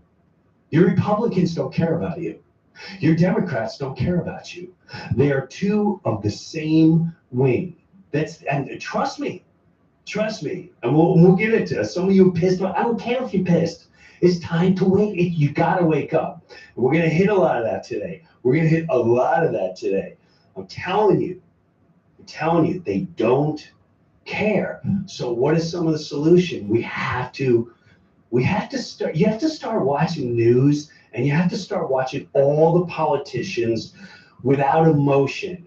And think of what you saw this week. You saw Trump and the mayor of New York. This was and I told you this was professional wrestling. This is Hulk Hogan versus Rowdy Piper back in the 80s. It's like, in this corner, we have the communist Muslim. The Muslims are taking over! Right? That's all I hear. Like, oh my God, the Muslims are this thing, and Muslims are that thing. And it's a script. They're actors. It's all being put in our face to what? To divide you, which another phenomenal thing to learn about Lenny. This guy is incredible with pointing out dividing and how we unite. We're going to get into it. So, and then in the other corner, and in this corner, you have a sexual harasser. He's been convicted, and he had to step down from office after murdering elderly during COVID. One of the best elderly killers, it's Mario Cuomo. Like, why are you kidding me? Who's falling for this? People are. You're still falling for it. I see people reaching out in New York going, I can't believe that Trump. And he had Trump like, one of the things that Trump, this guy, he's a devil. He's gonna bring this, and next thing you know, they're hanging out. You know, he said some things, I said some things. It's all good. It's all good. It's all good. It's all good. Illuminati side. It's all good. Illuminati side. You don't believe me? You don't believe? What do you think this is? Anyone? I'll tell you what. You guys try to figure out what this. You try to tell me. You're confident? That's a bad place to put the mic. No one's commented on this. They're like, I'm gonna tell you what it looked like. And Jim has something to reveal about who his true father was. That's disturbing. Look at Eric Trump during the inauguration. Eric Trump stands there, blatantly makes this sign, and his wife Laura quick makes him stop. And you can't hide it. I don't know if they're doing it on purpose. What does that mean? I don't know what it means. What does this mean when you're standing there? Don't tell me he was folding his hands. I've seen multiple people do this. He goes like this. Go look at Eric Trump inauguration. Go look it up, and you'll see him doing the hand sign. And he goes like this with his hands, and his wife goes, and he goes, oh, sorry. Like he didn't realize he was doing it. The whole world, they're gang signs. I don't know what the signs are, but it's just, we're all, in my opinion, this is a script. We're all being played. Are you guys looking at it right now? Oh, there you go. Let me see. Yeah, what?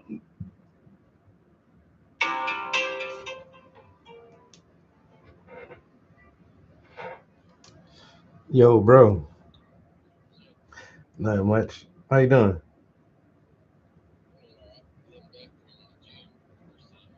Check you out.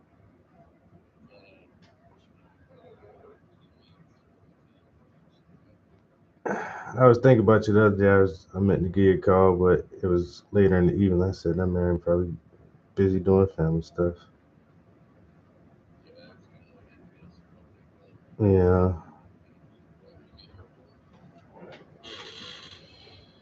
Yeah.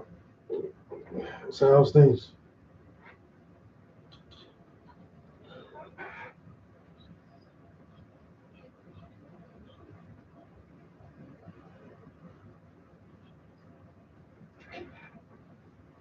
Mm.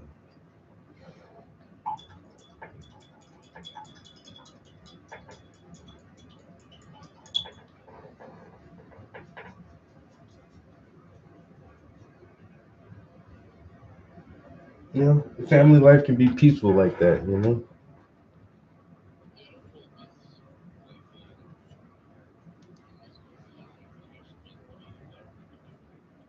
Nah, you had that fun. You earn all your stripes, B. You ain't got shit to prove to nobody.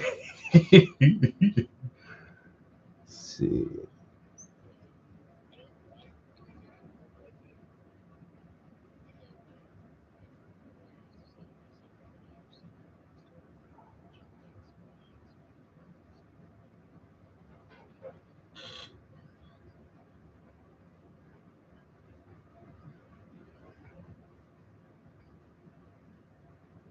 Okay. That's what's up, man. Yes.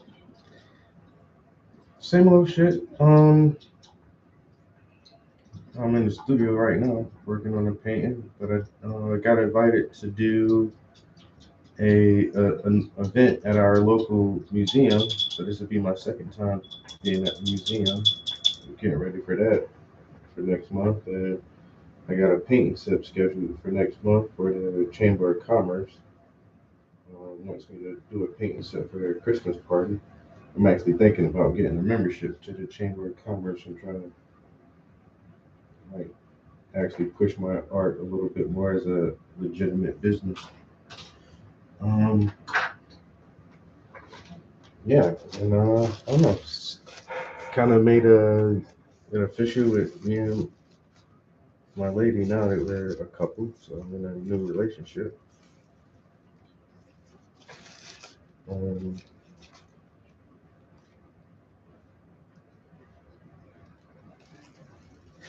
Yeah, I told her, she told me, asked my homeboys their opinion, and I told her what my homeboy said, and I said it already sounds like you're trying to be controlled in the beginning, and we, as a collective, don't like that. And you know what? She never brought that shit up again, bro.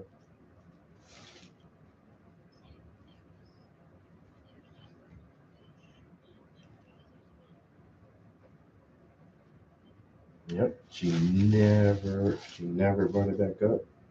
And then I was updating my website, and I'm pulling pictures from my social media, pictures I took of my paintings and stuff, and I'm pulling them off and trying to put them in a folder so I can add them to the website.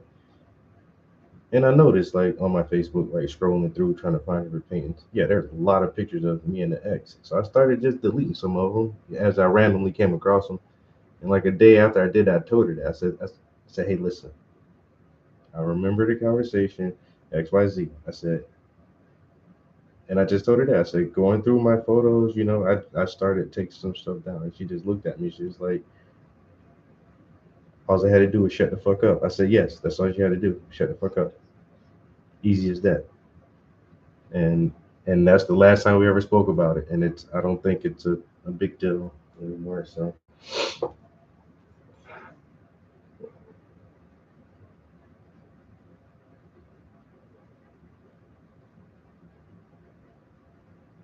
mm-hmm.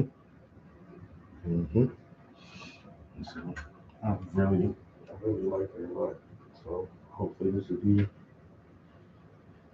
a good thing for me mentally and spiritually and everything else, because she definitely encourages me and motivates me a lot. Oh, and I traded the Lexus in recently. Uh, I got a 2017 Jeep Grand Cherokee. Because both of my vehicles were fucking shit, bro. Well, not shit, but they were timed. So I had the Chevy Equinox. It was a '06. It had like 215,000 miles on it, and it was starting to like really fall apart. Even last year, when my mechanic went to go get my annual inspection, he was like, dude, I can't pass it. He was like, there's some work you got to get done to this shit before I can pass it. And it was like $1,200. There was some front end shit and something with the bearings and the brakes, and I was like, fuck. He was like, if you do this, you can keep it for at least another year. So I already knew like the Equinox was on the way out, but I had that truck for almost 10 years and only paid $3,000 for it, so I can't even be mad. And I only had the Lexus for like 5 years, but that shit was a '07, and it just broke 200,000 miles. I think I had like 203,000 miles on it already, and that kept like having issues here and there. And the engine and transmission was pretty strong, but I think I needed like some motor mounts, and the bearings started going bad, and I don't know, man. I was kind of ready to give it up. I was hearing like a little tick in the engine. I didn't even know what that shit was, but anyway, I really missed that Lexus stuff. But I traded the Lexus in, and I just junked the Equinox for a couple bucks. So now I just got the one vehicle. But I do intend. No. Yeah, but I don't want like the what the fuck is it? The Jeep, bro. That shit big as hell, and that shit is a gas guzzler. I ain't gonna lie. So I really need an SUV to move my art around. Like that's the main reason I try to keep one. But for my daily commutes, like back and forth to work, um, I'd rather have like just a smaller car for that shit. Cause the Jeep is like fucking like $75-$80 to fill that shit up right now. So next year I'll try to see if I can get another old Lexus or a Honda or Toyota or something. I don't. And that's what I don't know if I need that to join the Chamber of Commerce because it's for business owners. And I technically don't have a business. I can call myself a sole proprietorship, but I don't got no EIN or LLC or none of that shit. Yeah.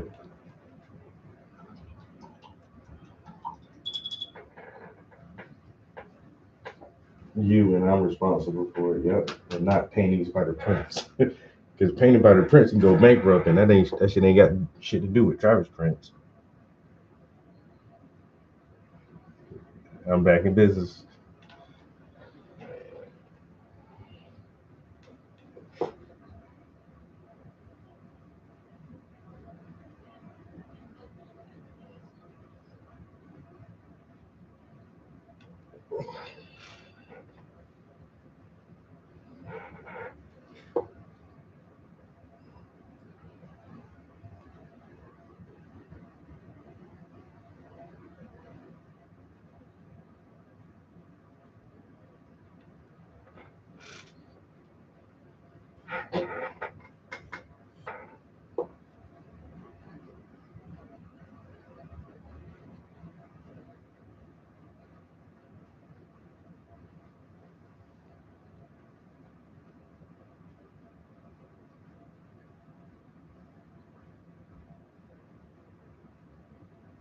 Thing.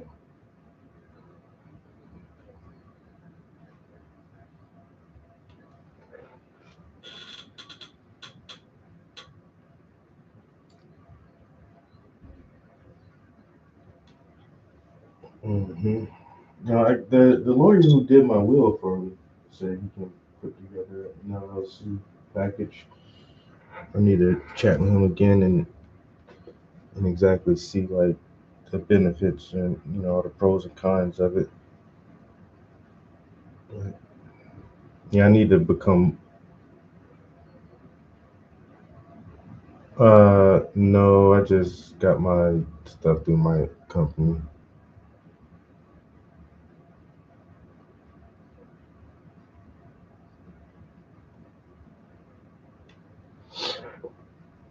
Yeah.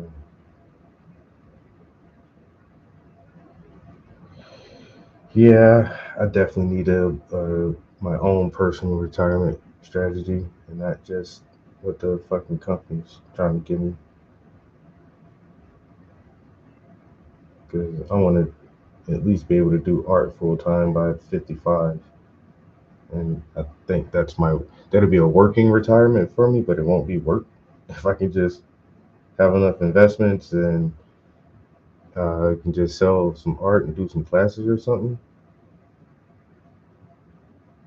Like that's my goal. But like you say, you need a fucking IRA and shit like that to help out, have a little cushion and padding.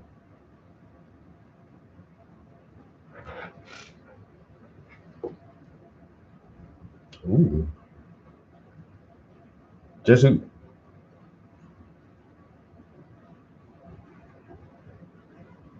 guess who just got a job at Nucor, yo? Chase. He's gonna be security. He said $31 an hour. I said, you making $31 an hour in Hartsville, or you gonna be doing good?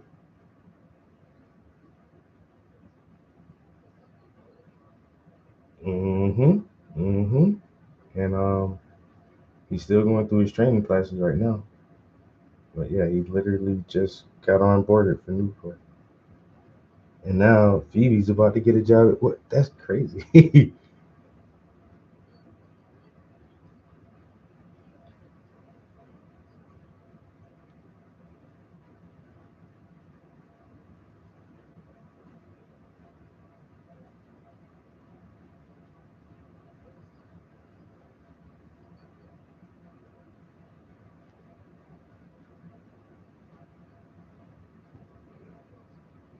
Man, fuck that shit.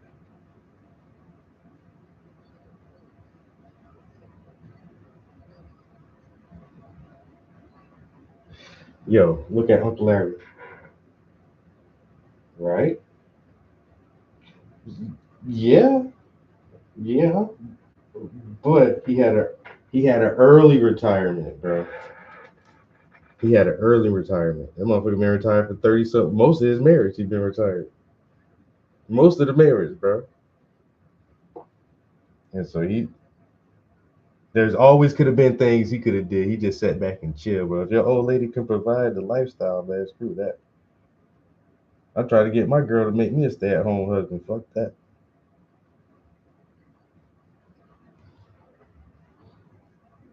Yeah.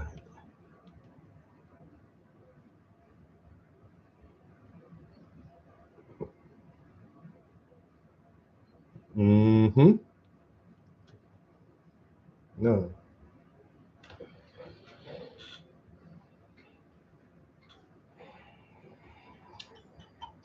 Yep. All right, they with you. Hey man, she get that GED and she get up in there and they start paying her $35, $40 an hour. Hey man, you better go, what you say, pull out the goddamn typewriter.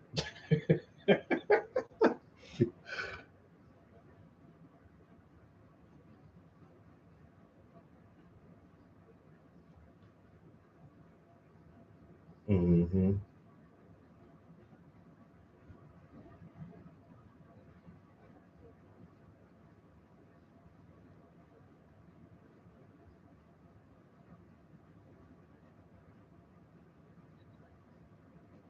Mm-hmm.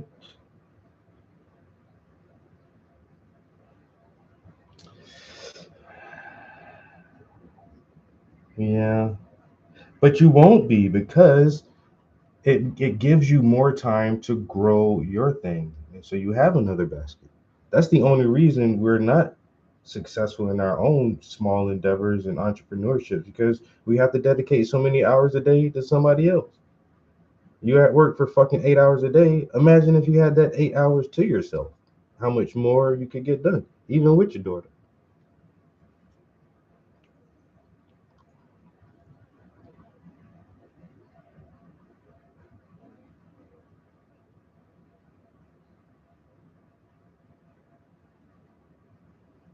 Mm-hmm. Mm-hmm.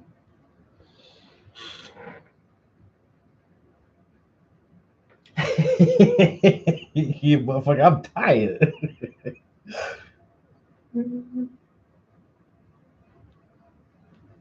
Mm-hmm.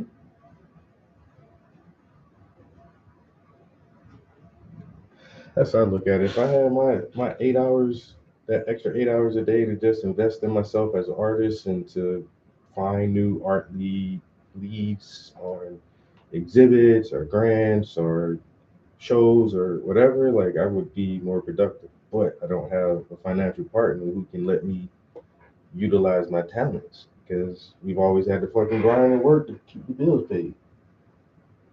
But I can imagine, like, if I had just a year or two of like some really hard support, and I really tried to push my art, I could probably make it from there.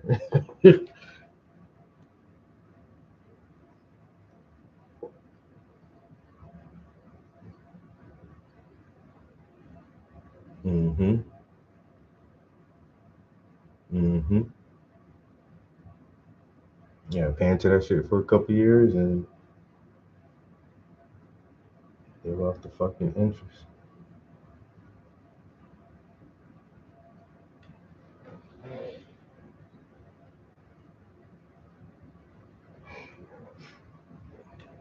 Mm. Y'all might as well just go move out to the country and be Amish, man. Mm-hmm. I'm dead serious. That's not a bad lifestyle. It's not a bad lifestyle.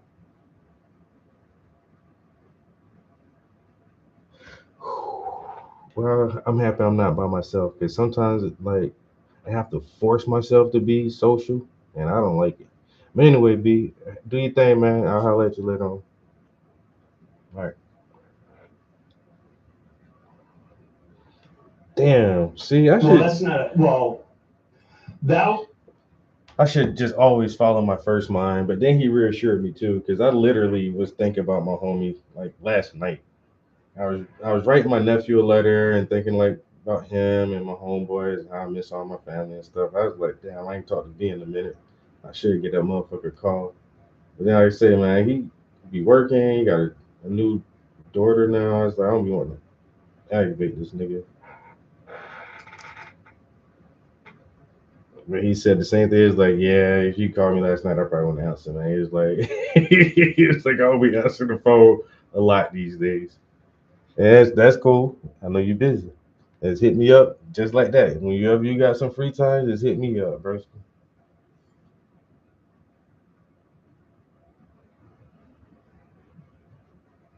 Motherfucking ace. A boom coon. All right, we got 3.5 hours. That's not a bad start to the morning. We're already past 10 o'clock. A little bit longer, be 10:30. I'll probably just try to go to about 10:30. You made some really good progress on this shirt this morning. Hopefully we can have this finished before the weekend, and then on the weekend we can start working on the other shirt, the green fabric. We'll knock that out, and then we'll start to add our final detail there. So I'm still looking at about 2 weeks. I had a 2-week deadline 2 weeks ago, but we got that cardboard project. We had to finish that.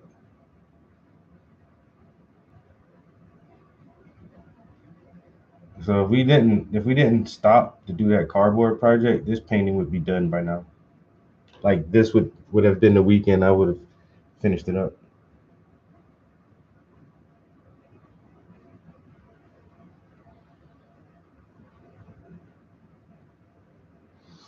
Half the day already gone. I'm saying we got to utilize that each hour as much as we can.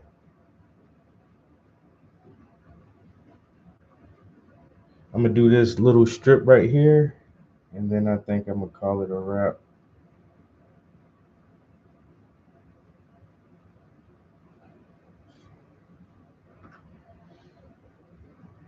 I'm getting hungry too. I need some breakfast in my life.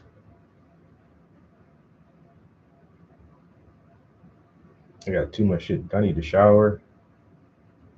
All right, I think I'm gonna shower. Then I'll have breakfast.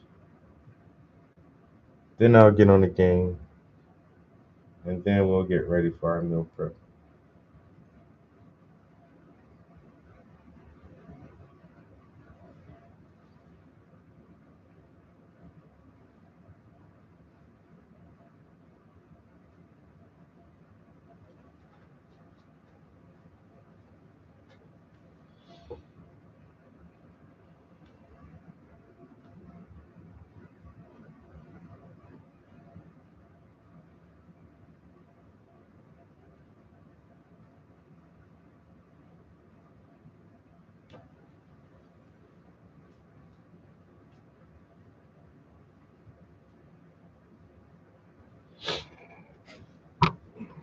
All right, them letters looking pretty nice. A nice little fade to it, especially this part right here with the wrinkles. I gotta buff that a little bit. I think so.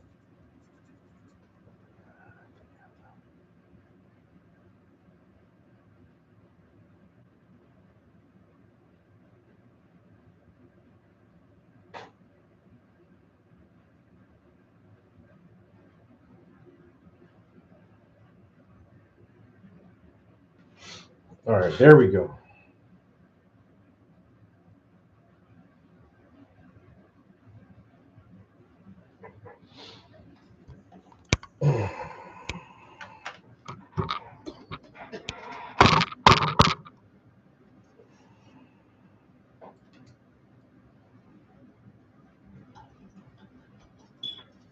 Super hot fire.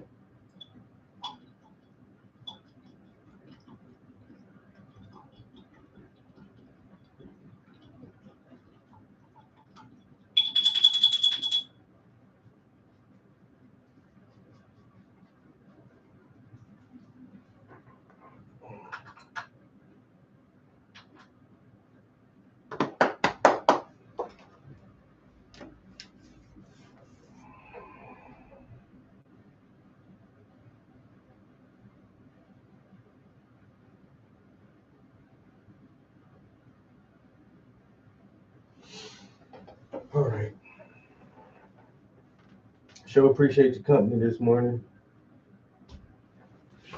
Like I say, I feel good with what we got done. You know what I'm saying? Hey, a little bit of painting this morning on this winter Sunday.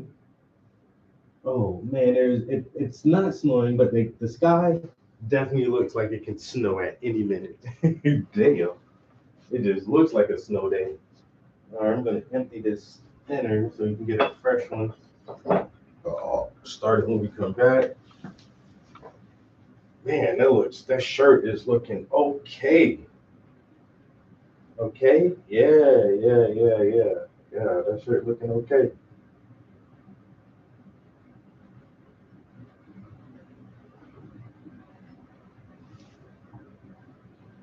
Mm-hmm.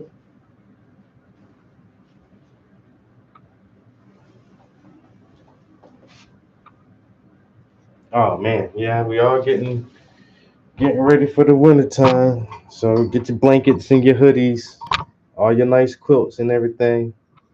Stay snuggly, stay stocked up on cocoa and tea and some hot chocolate.